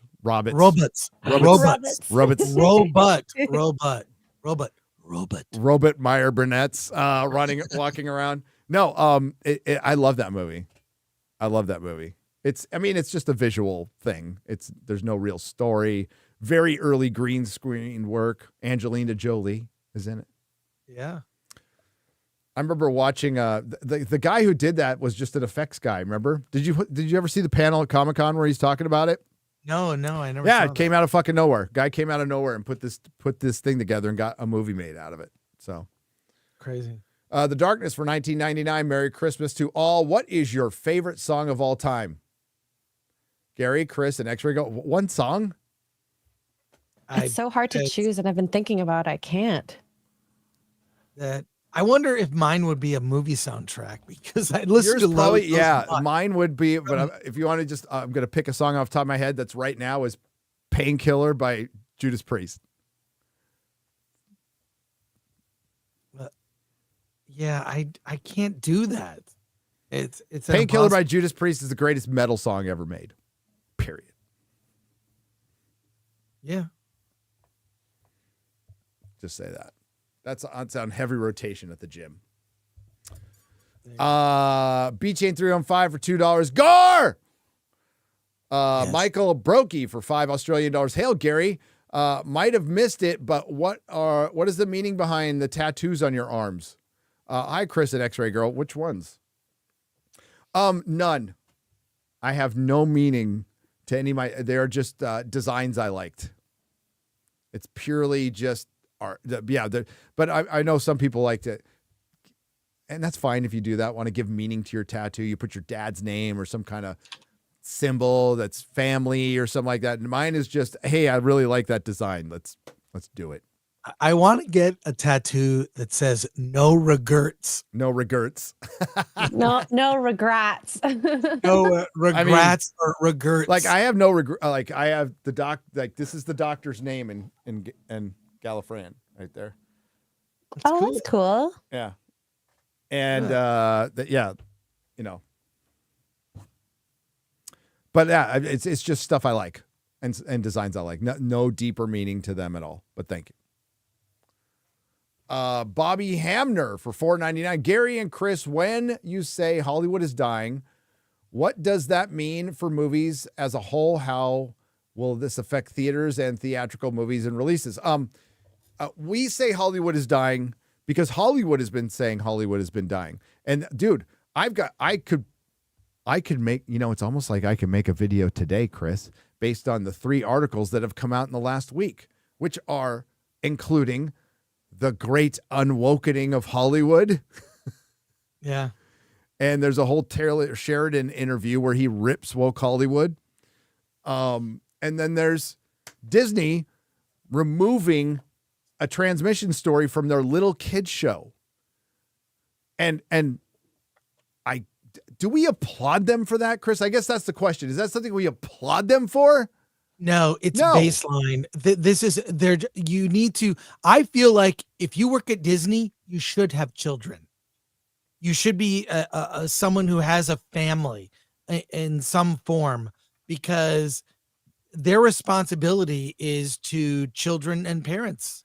So I believe it was a once trusted brand, no longer trusted. Nope, damaged brand, like a massively a damaged industry brand, not an like Disney's decisions have now affected Warner Brothers, Amazon, Paramount, tangentially, but they have affected it. And this is what happens when you have Warner Brothers, Paramount, Disney, and all the same companies doing the same thing and not competing, putting in the same messages to all their shows. The intersectional feminism in Star Trek is no different than the intersectional feminism that they put into Star Wars, which is no different than the intersectional feminism that they put into Doctor Who, which is no different than the intersectional feminism that they injected towards the end of Game of Thrones. It's all the same fucking 5 different messages. Of course it was going to fail. They just had, through the streaming boom, they had a lot of money to hide the failures, and now it's all gone. So how is this? The question was, what does this mean for movies as a whole, and how does this affect theaters and theatrical movies? Well, Justine Bateman did a great interview with this guy right here. Oh, yeah. This guy right here. Thanks. She talks a lot about it in stemming from her article, Hollywood is Dead. Highly recommend you read it. She gets into the nuts and bolts. I'll get into the cultural stuff. She gets into that a little bit, but she gets into the nuts and bolts why it's failing. And basically, put it simply, they abandoned their entire business model of the last 100 years, of the last 50 years, of the last 30 years. They abandoned it all. They broke it. And now they can't go back to it, even if they wanted to, Chris. If they wanted to fire up cable TV and make everybody go back to cable tomorrow, they couldn't. They don't have the infrastructure. They're not set up for it, and they've been abandoning it. So even if you wanted to like bring back just high-speed cable to everybody and get rid of streaming, they couldn't do it.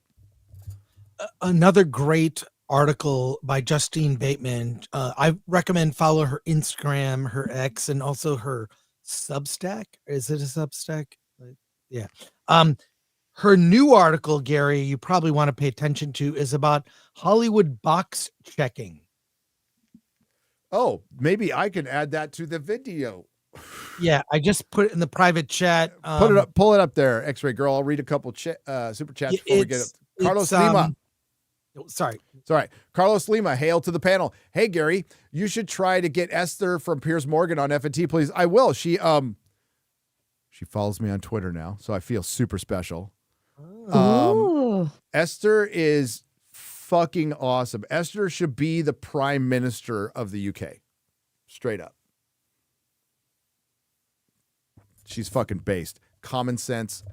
And she's fucking funny. So, yeah, I'll put the, well, I don't want to say put the feelers out there because that sounds kind of weird, but you know what I mean, right? I'll put the feelers out there.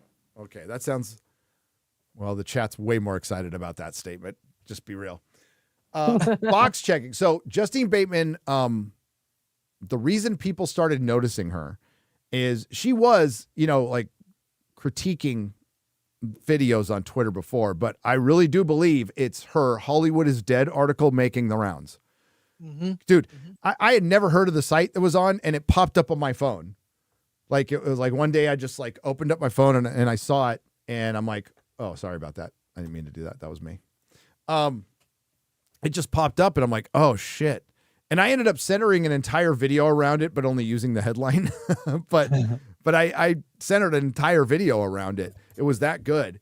And she gets into some pretty good details and goes into the history of like what we have been saying. The Hollywood that you used to know is dead. This is a new one now. And it's not a better one. It's not a better one.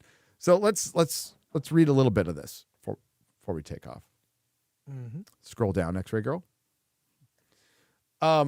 Much of film production over the last 10 to 15 years has gone the way of checking boxes in plot and casting. There has never been anything wrong with characters and or plots that check these boxes. However, when the box checking of the past decade has been done at the expense of actual good filmmaking, and that is unacceptable. Here are some of the various boxes. There you go. Thank you. So we go, gay, black, Asian, Hispanic, Middle Eastern, etc., trans, gay relationship, gay relationship, trans relationship, intersectional relationship, invisible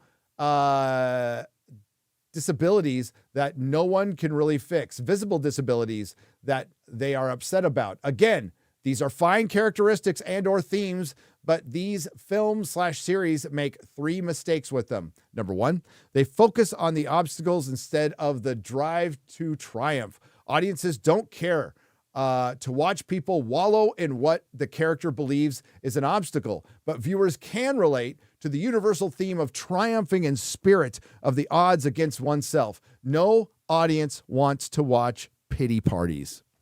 Yeah. Many of these box checking films are simply not well done films.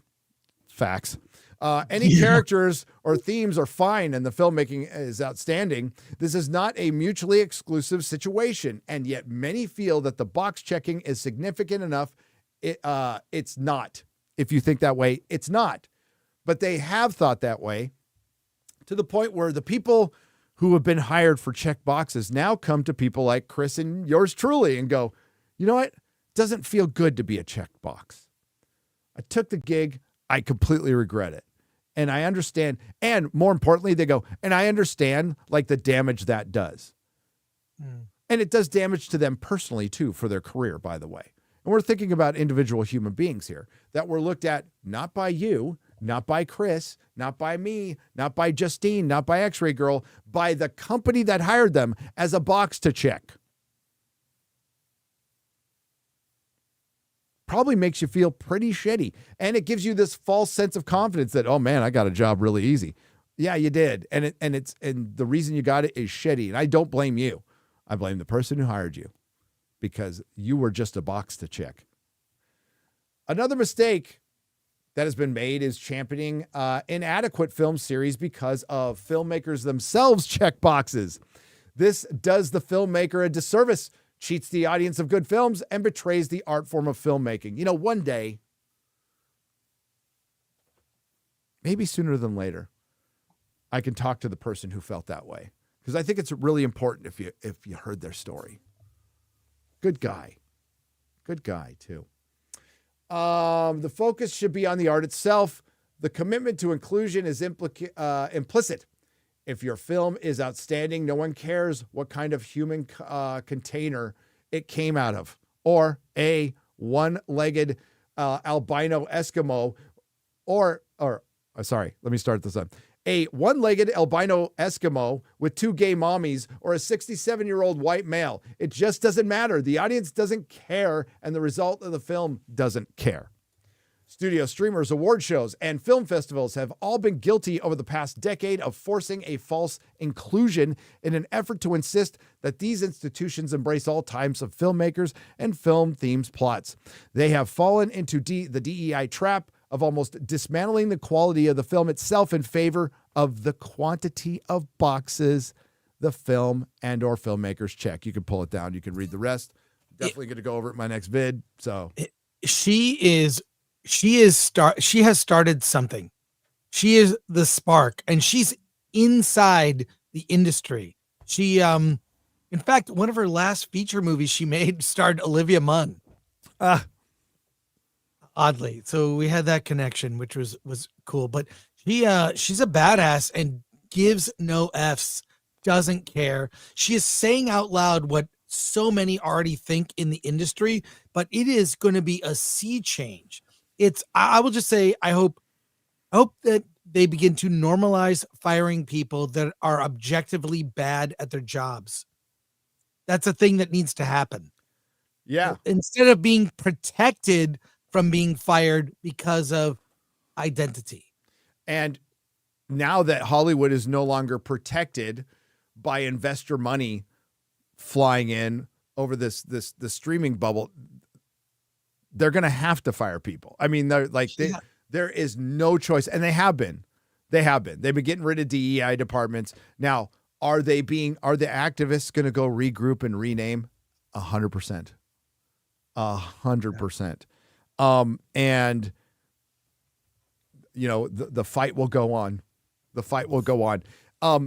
It is insane though that Hollywood let this wolf in the door, and it cost them billions that they'll never get back. It cost them customers that they'll never get back. It is the greatest mistake in Hollywood history. Period. End of story. In an industry that had already reached maturity and that was in decline, they decided to I don't even have an analogy for what they fucking did. Gave themselves the mortal wound, the cancer of DEI. They just put AIDS on top of their cancer. That's pretty much it. Yeah. The Viking of disapproval for $4.99. The Rock was once franchise Viagra. Now even that is long gone. Has he been though?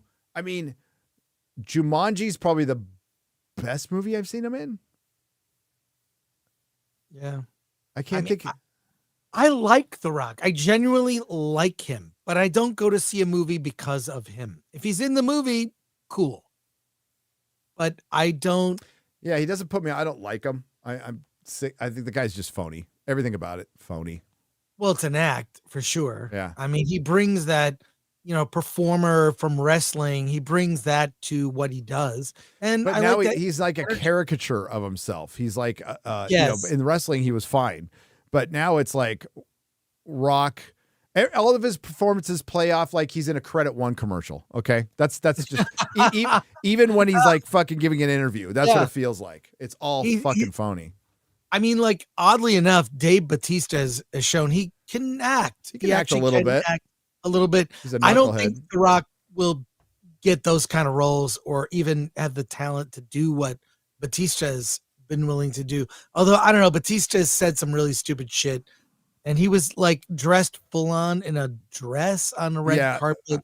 He looked like a freaking moron. I think there's something going on with that boy. I saw those stills. I'm like, what an idiot. So I don't know. Leon Brown for $5. Hollywood is learning about the old saying, by the time you realize that you are not on top anymore, you haven't been on top for a long time.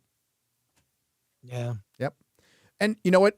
Hollywood needs to relearn. It's not about, you need your tent poles to drive the market.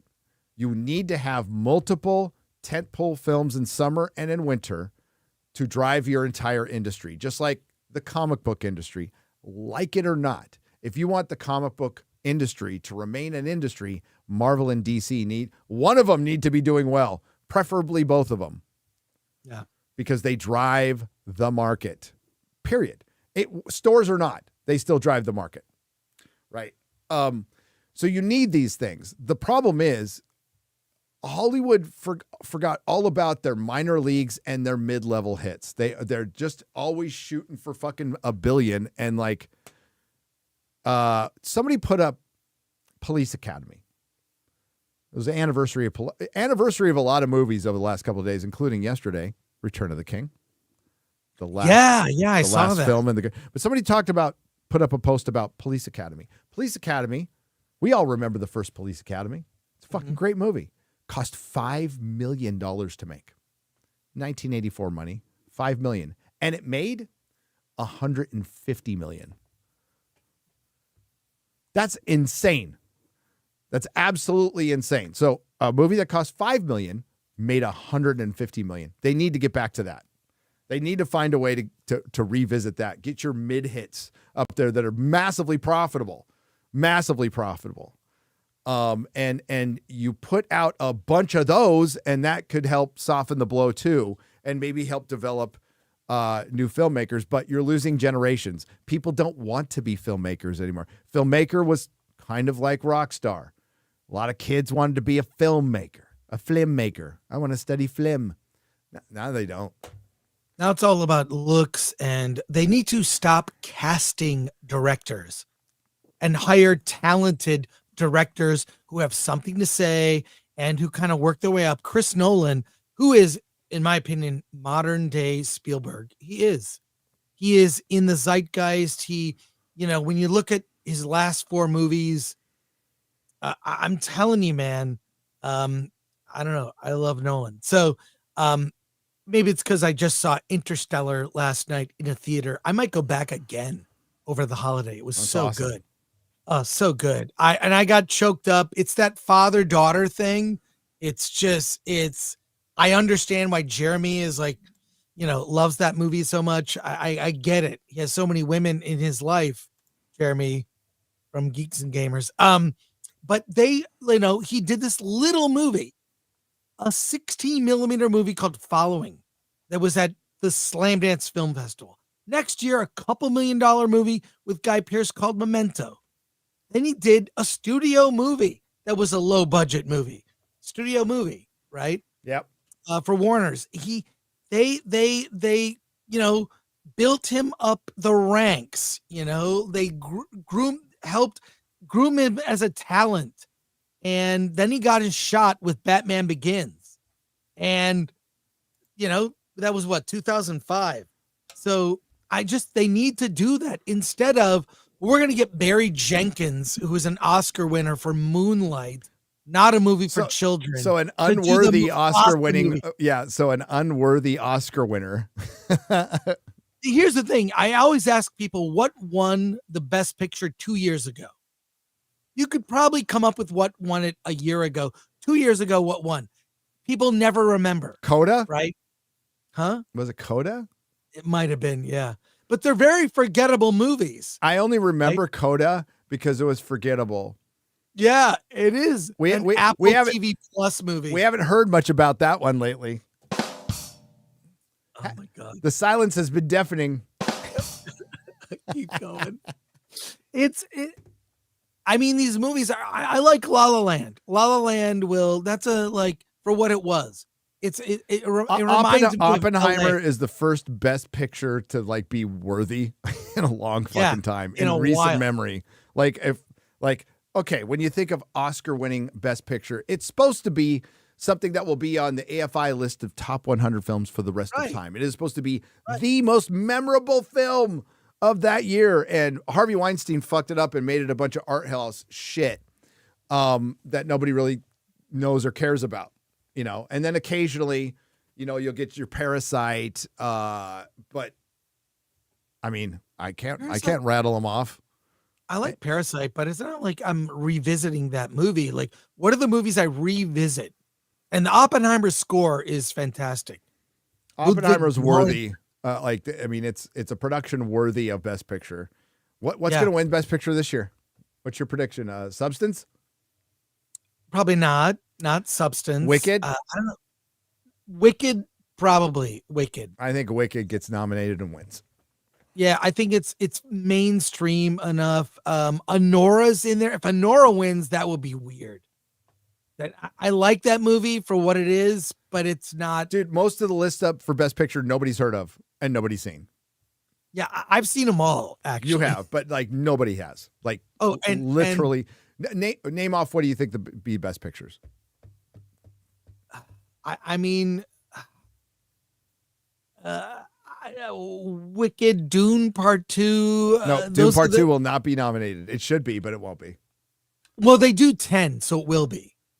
Because they do 10, which makes no sense. They do 5 in each category, except Best Picture. They do 10 to extend it to things that are mainstream. So I have a list. I'll find it. Hang on. For Best Picture.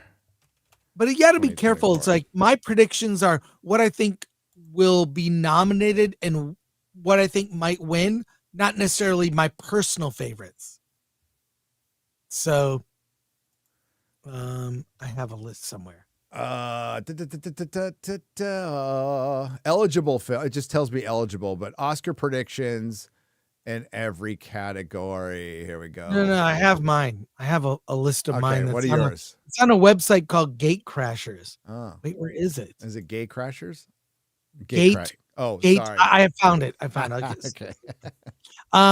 What a terrible photo of me. This is awful. This is what I want to see it. This is what I think will be nominated. Don't focus on the photo, please. And now we're going to focus. As soon as you said that, everybody's going to focus. You pulling that up, X-Ray Girl? You probably have to zoom in to see it, but these are my predictions. Okay. Just scroll past. What? It just looks like, it's cleared up now. I was going to say it looks like that 40p shit was going on. There's nothing wrong with that picture. What's wrong with that picture? You look good. As long as I'm fuckable, that's okay. I'm not looking at you like that, bro. Scroll down, and these are my. You got to zoom in. That's sorry. Small. So small, you got to zoom in. These are my predictions based on how I think the Academy thinks. That's what she said. This is not like what. These aren't my favorites. This is like this is your predictions. Like, these are your predictions. Now I wanted just to frame a reference here. Okay, so and Chris, I know you've been to every movie and you're in the hometown, but I'm gonna tell you what movies nobody's fucking heard of. The Outrun, nobody's seen it or nobody's heard it. Conclave, nobody's seen it, nobody's heard it. The Real Pain, nobody's seen it. The Substance, because you talked about it, sure. Wicked, yes. Nosferatu, yes. Saturday Night. Actually, I want to see that, which is about very good. It's leading up to the first episode of Saturday Night Live, but most people. But was it in the theaters? Is it on streaming? Nobody knows. It was in theaters. I saw it in theaters. I paid to see it. And there you go. How many people saw it though? Dune Part 2. I think it should be, and it won't be. The Brutalist. I kind of heard of that one. And Honora, you just mentioned it. Yes. That is a fucking terrible list. I agree. I'm just saying, what does the Academy award? What do they, in terms of, I mean that as a verb, what are the kind of movies they award? It's like they're going to award Wicked, and I'll tell you why. because they're going to do it as an act of defiance. They're going to go, we're going to take this gay ass musical and we're going to make it Best Picture because it did well in America. Didn't do that great internationally, actually. Really fizzled out. The director, John M. Chu, who did Crazy Rich Asians, oddly straight, married, had 3 kids over the course of the production of that movie. Okay. I mean, respect. 3 children were nothing born. but respect that George R.R. Martin can sit by himself and not write because of the rise of fascism. And this mofo can direct a gay ass musical, being straight and making 3 babies while he did it. Respect. Exactly. So he made probably the gayest mainstream movie this year, but as a straight man. So there you go. I give it to Wicked. For I know you hated it. Multiple reasons, but I think Wicked wins. I think Wicked wins. I think it will. And then all the things are all the director, actor, actress are sort of culled from those movies. So, but that's my list. I mean, Wicked will win just for its press tour, the most bizarre press tour in the history of fucking Hollywood. Yeah. Really weird. Michael Brokey for $5 Australian dollars. Chris, an IMAX theater just opened up tonight where I'll live, but only showing Mufasa. Is it worth going to see the opening day if Mufasa is that bad? If Mufasa's terrible. So should he go see the opening of his IMAX theater and watch it because it's Mufasa? He's asking, is it worth it? No, but I love popcorn. So if you want to eat popcorn while there's a light show, yeah. Odinson 99M for $20. In the summer of 1985, Back to the Future, Weird Science, Real Genius, and My Science Project all came out within a month of each other. Today, we're lucky if we get 2 watchable movies in the theaters in a year. Yes, you're absolutely correct. You're absolutely correct because everything's going on fucking streaming now. So, hey, Gary, always awesome to see you. Thank you on Piers Morgan. Cheers. Keep speaking logic and stay chill. Any possibility to get the fat electrician on FNT? Yes, there is. We need to get the Unsubscribe boys on for sure. This week, some theaters here in Brazil are re-releasing Lord of the Rings. Yeah, they're going to re-release them early next year too. So they're making the rounds, and they need to, because the beginning of the year kind of quiet until Cap 4 comes out, and then Snow White's after that. Oh, dude, January is dead. Dead. We do a planning sheet for like what movies we're covering what weeks. January is a dead month. Absolutely dead. It's, what did I see here? It's there's one movie coming out that interests me. It's like the Peter Pan effed up horror universe. It's weird. Neverland. There's a Neverland horror movie coming out. So yeah, there you go. Like January has nothing. Nothing. Yeah. Not. It is. I'm gonna have to do another trial to get people to watch my channel. Maybe I'll do Star Trek or Disney. Disney might be a good trial to put on trial. Where are my shoes for 10 British pounds? Says Christmas starts next week, and the TV gods have decided to give me my near perfect lineup: The Italian Job, Raiders, Home Alone, Miracle on 34th Street, Zulu, and Die Hard. What is your what's my list? I mean, obviously it's A Wonderful Life, Scrooged, Elf, Christmas Vacation, Love Actually, Die Hard, Batman Returns, Lord of the Rings. Always watch Lord of the Rings. Maybe catch a Harry Potter movie. I want to see Harry Potter in the theater. Yeah, it's been a while since I saw it in the theater. Well, last time I God. saw it was Deathly Hallows. February. Yeah. February. So, but that's just off the top of my head. Gremlins 2. These are all films I'm going to watch during Christmas time. And an Aquaman for $2 says Chris should upgrade from Net Zero. Jacob Wolf for $1.99. Mufasa make more than Avatar 2 over the Christmas weekend? I don't think so. No, it won't. It'll do well this weekend. It will do well. Yeah, but that's it. Gore rocking the Communist Republic of Canada's public Wi-Fi. Yes, he is. I'm a Portuguese man. Even the woke agenda is contaminating. Even here, the woke agenda is contaminating society. I hope. No, I want Hollywood to fail, Disney to go bankrupt, and AAA gaming companies to vanish from Earth. Portugal, Carlo, Gary, high five. X-Ray Girl, you're cute. Lucky husband. There you go. Thank you. Hey, Hale. If Disney failed and went bankrupt tomorrow, I wouldn't shed a tear. But Hollywood has failed as much as this industry that's propped up by a lot of subsidies, folks, can.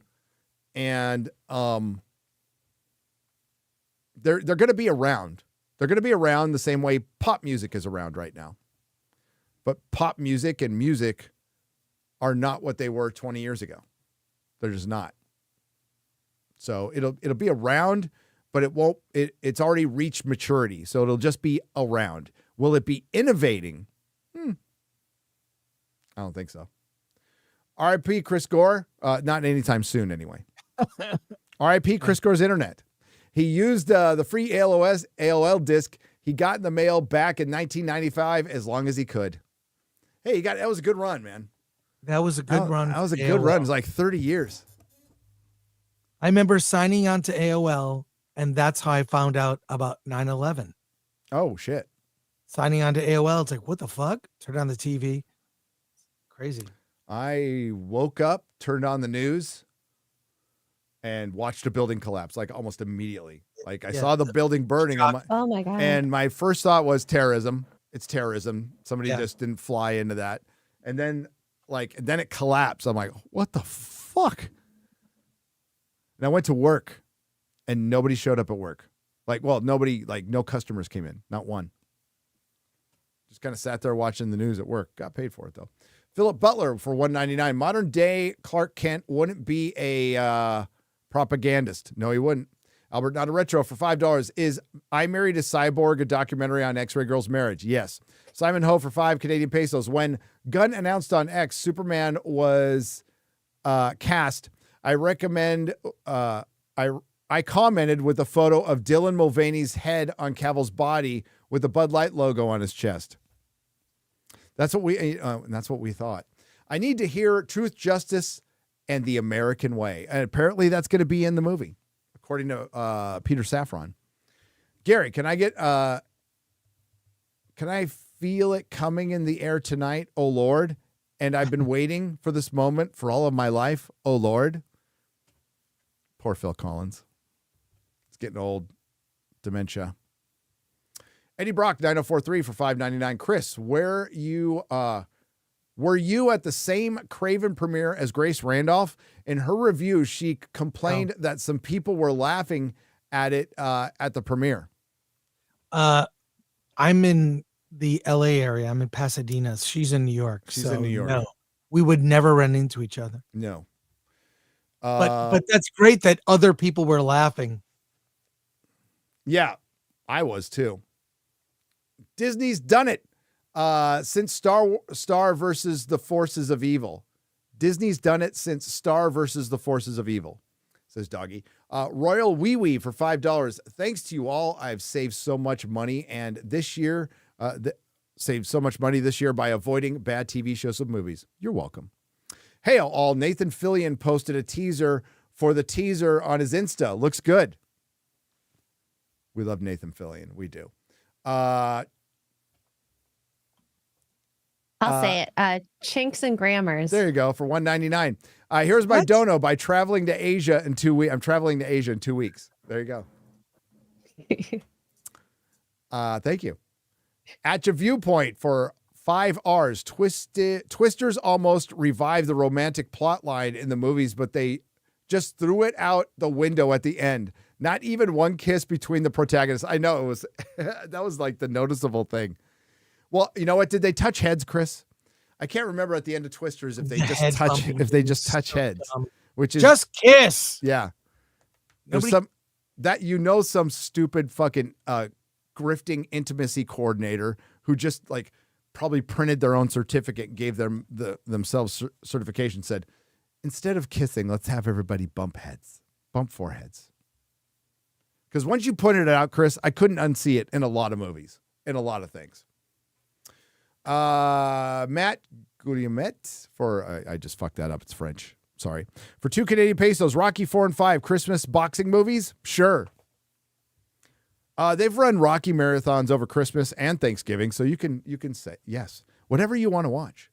I watched Lord of the Rings during the holidays. I watch it all the time, but it's because it came out during the holidays. And a lot of Harry Potter movies did too. As a proud Canadian, why has there never been talk of Alpha Flight, X-Ray Girl for Prime Minister? I've talked about Alpha Flight on this show and The Real BBC. I have. I have been vindicated. Comic fans will know that joke. Hell yeah. IG Wee for $5. Best example of product placement was in Wayne's World movie. They literally pause for a moment and hold the products in their hands, which is funny. Like, this is how you should do it. Clank, I'm the tank. For $2 says, I've been liking Silo season 2 so far. Good. It got season 3 and 4 renewed. Matthew Hammond for $3. What is your reaction to Disney X-Files? I'm so glad Disney did not buy MGM and Amazon is ignoring Stargate as a TV series. It will be fucking terrible. Yeah. It will be fucking terrible. For one, you could make a great X-Files show right now. You bring back Mulder and Scully one more time. The last 2 seasons were good. But you could really tackle, if you want to tackle an issue, the FBI is a bit of an issue, and the UFO disclosure thing has never been bigger. You could make one. I would ask, I wouldn't even ask Chris Carter to come back. I'd ask Vince Gilligan to run it and not the guy who directed Black Panther. So there you go. It'll be the X-Files of the DEI program, not the FBI, the DEI. So it'll be DEI X-Files. Albert, not a retro, says, hey, Die Hard, not a Christmas movie. You're wrong. Brightest Day audiobooks. Thank you for paying 2 Canadian pesos, Albert, to make an erroneous statement, but we appreciate it. Kids are off limits. Shouldn't be controversial. No, it shouldn't. It shouldn't. So when the actress of that show for the Pixar show comes out and says actress, it's a dude, says they're disappointed, you just told on yourself. You just telling yourself. American Dreamer for $5. Rest in peace, Jeff. Legal Vices. Gone, sadly, at 55. Please pray for the family. He's almost at 100,000 subscribers. If you want to put that link in, I think the family wanted him to hit. He was close to 100,000. He had less than 1,700. Someone put that as a super chat. Well, yeah, so he's almost there. Had a heart attack. 55 is not, that's my age. That's my age. Rest in peace, man. GraphWeb for $2. For fuck's sake, cancel Disney Plus. You got to say Hulu too, and ESPN, and cable, and ABC. JB24 for 2 Canadian pesos says, is the big news a Wolverine versus Hulk movie? I've seen that rumor go around. I will say my hint will be half of that has something to do with it, of my big news. Half of that statement, that rumor, which is not the rumor, by the way, half of it, though, has something to do with the big news. When can you tell the big news? January, I'm thinking. You're edging me like James Gunn. Yeah. Sorry. I was told to wait. I said, he said I could pump it up, but somebody's going to beat me to it, right? So I'll just go, that was it. But I want to make sure this person doesn't get in trouble, Chris. Panel thoughts on hashtag Canada 51 or 51st troll truth gag.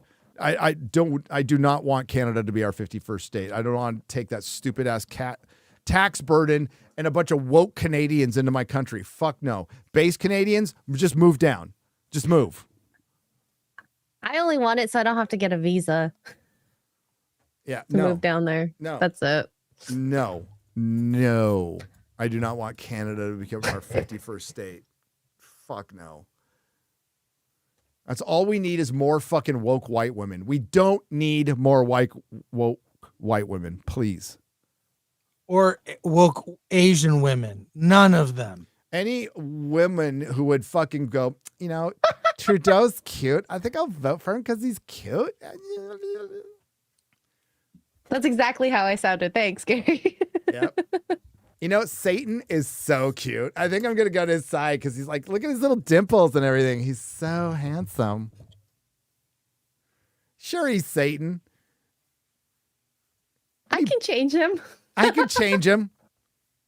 Satan, you said you'd stop eating children and bathing in virgin blood.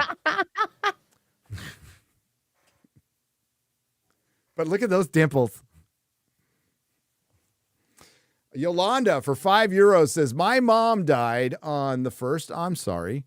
And you, as Mahler, and the rest of the fellowship have helped distract me from my pain. Thank you, lads. Oh, I'm sorry to hear about that, Yolanda. Rest in peace, Mom. Rest in peace. Nothing can take that away. Just, it's good, though. It's good. That means you miss them. The hurt is good.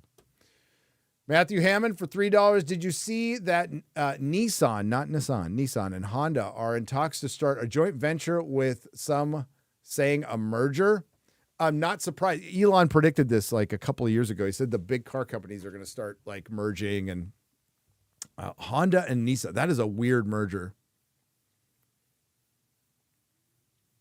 because they really make their cars differently. Like really,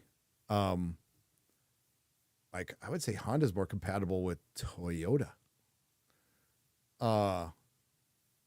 But yeah, that'd be interesting. Legendary Racing for $5. Legal Vices is 1,700 away from 100,000. Please subscribe. You'll get no notifications from them. They just want to get them the reward. Oh, that reminds me. Shit. I have to respond to that. Sorry, I got to write myself a note. Okay, I can read another super chat Yeah, then. M for $2 says favorite Christmas song. Baby, it's Mariah- cold outside. Mariah Carey, All I Want for Christmas. No, I hate that song. I get sick of it. It's just, it's an Really? Earworm. In the worst sense. My favorite Christmas song. Blue Christmas? Elvis? Blue. That's a good one. I like Christmas Rapping by the Waitresses. That one's fun. There you go. Christmas Shoes. Oh, that one like makes That's me a want to cry. depressing song. Yeah. I used to play I had my Christmas mix. I still have it somewhere. It was originally on a CD, then it went to iTunes, but I played in my shop all the time for like 2 months straight. It was awesome. It's awesome. B-Chain 315 for $5. My favorite song is The Anarchist, Rush Clockwork Angels. The whole album is perfect. Have you listened to it on your vinyl player yet? Yes, I have. Thank you very much. I have a good turntable that plays through the Dolby Atmos. Now it's not mixed for Atmos, but it looks good. Sounds good. I just got a turntable that I'll set up over the holiday. I have a record collection. Now I just got a very basic player, so we'll see. Can't wait. Would you ever get a tattoo of Rachel Zegler's face going weird, Nick Brony? No, but I might like have the poster up. I have a Marvels poster. That I'm going to frame and put up, and it's going to be like, I don't know, kind of like a trophy, like a hunter's trophy. It's like, putting a head on a lion's head on the wall. That's how I'm going to put that up. I also, I think I need to get Osha and May action figures. I think I'm going to get those and put them up like a trophy as well. But not the weird face. Maybe if there's some You mean like this, Gary? Like this thing? Oh my God. Why do you have that? because we're doing the Acolyte season 2 as an animated series. Oh, that's right. That's right. That's right. On That's Film right. Chat Plus. That's Might have a teaser trailer before the end of this year. That's great. By the way. That's great. It's we're totally gonna do every fanfic fantasy you have. It's happening. So there you go. Hey, can you watch Animal Beewood movie and review it? What's Animal Beewood movie? I have no idea what that is. Is it that's yen. I'll look it up.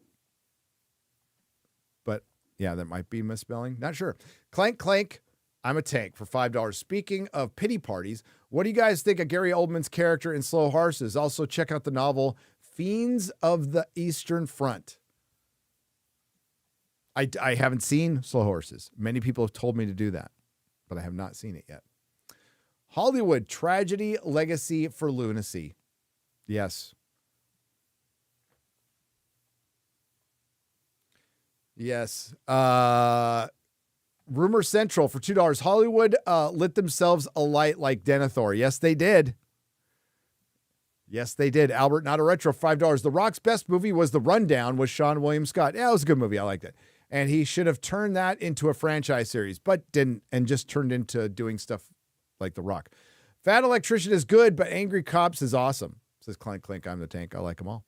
Solok for 5 Canadian pesos. We need more John Hughes films. Oh, well, he passed away very young. What did he die of again?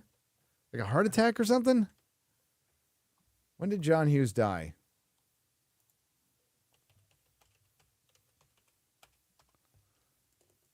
God, it's been a long time. 2009. Wow. 2009. I think it was just like a heart attack, right? Yeah, we miss John Hughes like a lot. Like a lot. So what did it say? On August 5th, Hughes and his wife traveled to New York City to visit their son, James, and their new grandson. James said his father appeared to be in good health that night and that the family had made plans for the next day. On the morning of August 6th, Hughes was taking a walk close to the hotel on West 55th Street in Manhattan when he suffered a heart attack. He was rushed to Roosevelt Hospital, where he was announced dead at the age of 59. Fucking heart attacks, man. Yeah, we need more John Hughes films. Coming of age comedies just don't have them anymore. Now they just want to turn your kid into a transmission. What do you guys think about the new Indiana Jones game, The Great Circle? And also, what are your thoughts about Epic Universe? Which Epic Universe? There's the Josiah, and then there's the Universal Studios thing. You know something else they're doing? Have you heard of this thing? What's the that? Universal Fan Fest nights. When's that? No. I'll put the link here. I could share it. So it is, if you want to bring that up, X-Ray Girl, it is a series of themed nights at Universal themed around different brands: Star Trek, Back to the Future, Dungeons and Dragons, One Piece, Harry Potter. So it's a full, they've done this at Disney, actually. They did Star Wars nights. They close the park down and they do themed around those brands nights. I'm so looking forward to it. So looking forward to it. Oh boy. So much for the start. Well, they got the Enterprise D. Hey, go back. Yeah,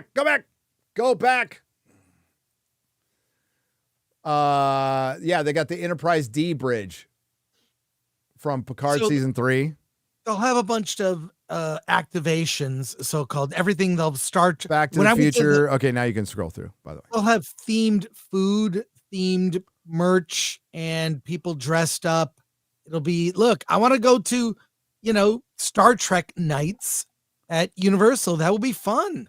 And this is where Universal can beat Disney because they can go off brand. They can bring in other brands. They bring in other brands. They're not connected only to brands they own. They can license this stuff. It's like, that's why. Look at this. Will sucks. Be huge. This is an experiment. I just got the email, so cool. That'll be interesting. Yeah. And they're doing that at in LA, right? Universal Studios. Yeah, Hollywood. LA and Florida. There you go. Snide Speeder for $6.99 Canadian says, what do you guys think about the new, I read that one, an Epic Universe? I haven't played the game yet. Epic Universe is going to be huge for Universal, and it's going to cut into Disney's market share. And I think that is wonderful. Check the top 10 grossing films of 1986. Most are legends to this day. Now we get a choice between douche and turd sandwich, if you want to know. All right, let's real quick, Chris. I'm going to look up top 10 grossing. I'm only staying on. I'm staying on because we what are you looking for? Top 10 grossing films in 1986. I got it right here. I'm going to just read them off. Cool. You ready? Yeah. Top Gun. No, let's go down. I'm going to go up. So I think these are tough. So we're going to start. That was number 1. I just gave it away. Number 10, Ferris Bueller's Day Off. Number 9, Ruthless People. Number 8, The Golden Child. Number 7, Aliens. If I'm getting this right. 10, 9, 8, 7. Number 6, Back to School. Number 5, Star Trek 4, The Voyage Home. Number 4, The Karate Kid Part 2. Number 3, Platoon. The number 2 movie of 1986 was Crocodile Dundee.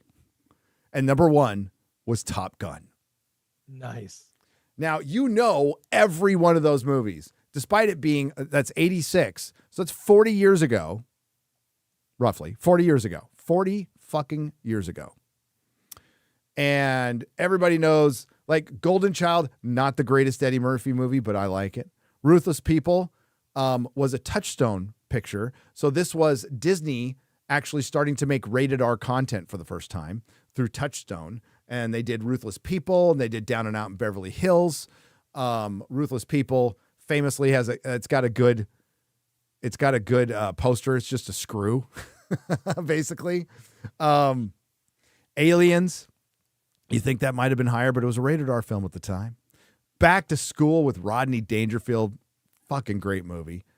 Star Trek Going to San Francisco.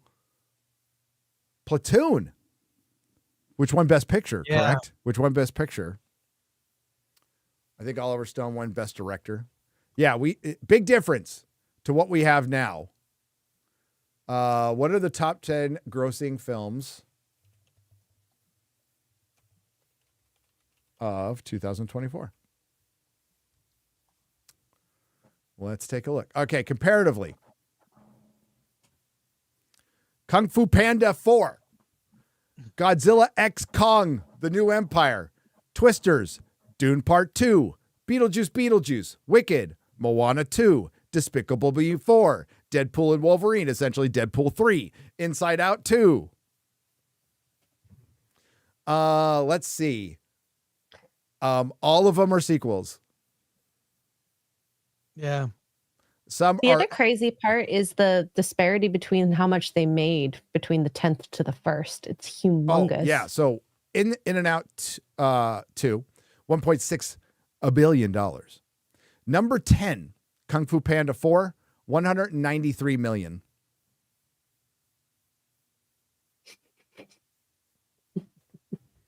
Shit year. It's a shit year. Disney ruins everything. You mean millennials ruin everything? Yeah. Aurora Upland, thank you, the fantastic OG. Aurora Uplinks for $2. He realizes he's AI. Robot soldier to a lost empire. Albert Not a Retro for 5 Canadian pesos. I don't want to live in the 51st state. We got no race riots and all of our towers are still standing. This is true. But give it time, Albert. Give it time. Your immigration policy will change that. For something to be considered a Christmas film, the themes and meaning of Christmas needs to be part of the film, not just the film setting being Christmas. Die Hard. The themes of Christmas are in there, though. The family themes. A classic family theme.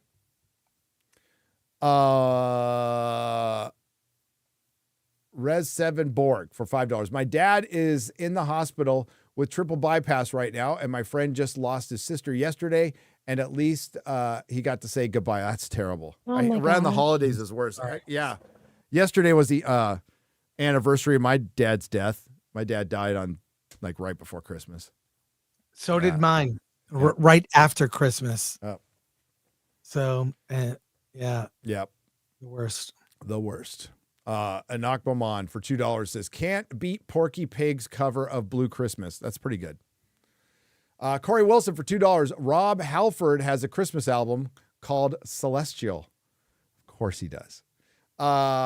Figs Rabbit Hole for $2 says Heavy Metal Christmas by Twisted Sister. There you go. Japanese Demon Lord for $5. Watch Freren. At least watch the trailer. It will make you want to watch the show. Enoch Maman for $5. I've always said Danny DeVito's character in Always Sunny is a combination of his character from Ruthless People and the Penguin. It is. It really is. Always Sunny, all-time classic show. Odinson, 99M.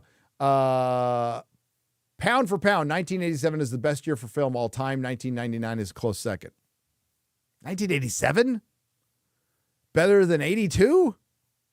82 might be the best ever. 82, as far as like our nerd realm goes, crazy year. I remember RDJ in Back to School, classic. Yes, he was there. Thank you, Maximus Redivus. Okay, we got to wrap it up. What do you got coming up, Chris? Hollywood on the Rocks this at 1 p.m. Pacific time with Alan Ing. We are reviewing every movie opening on Christmas Day, 1 week in advance. And, we'll talk about everything. Nosferatu. We have reviews of everything. So that's what's happening today. How many movies are coming out on Christmas Day? It's like 6, 7. Oh my God. We'll review all of them. A lot of them very obscure. And then we'll also, tomorrow morning, Alan and I are going to be up for the Superman trailer. Yeah, I'll be up for it too.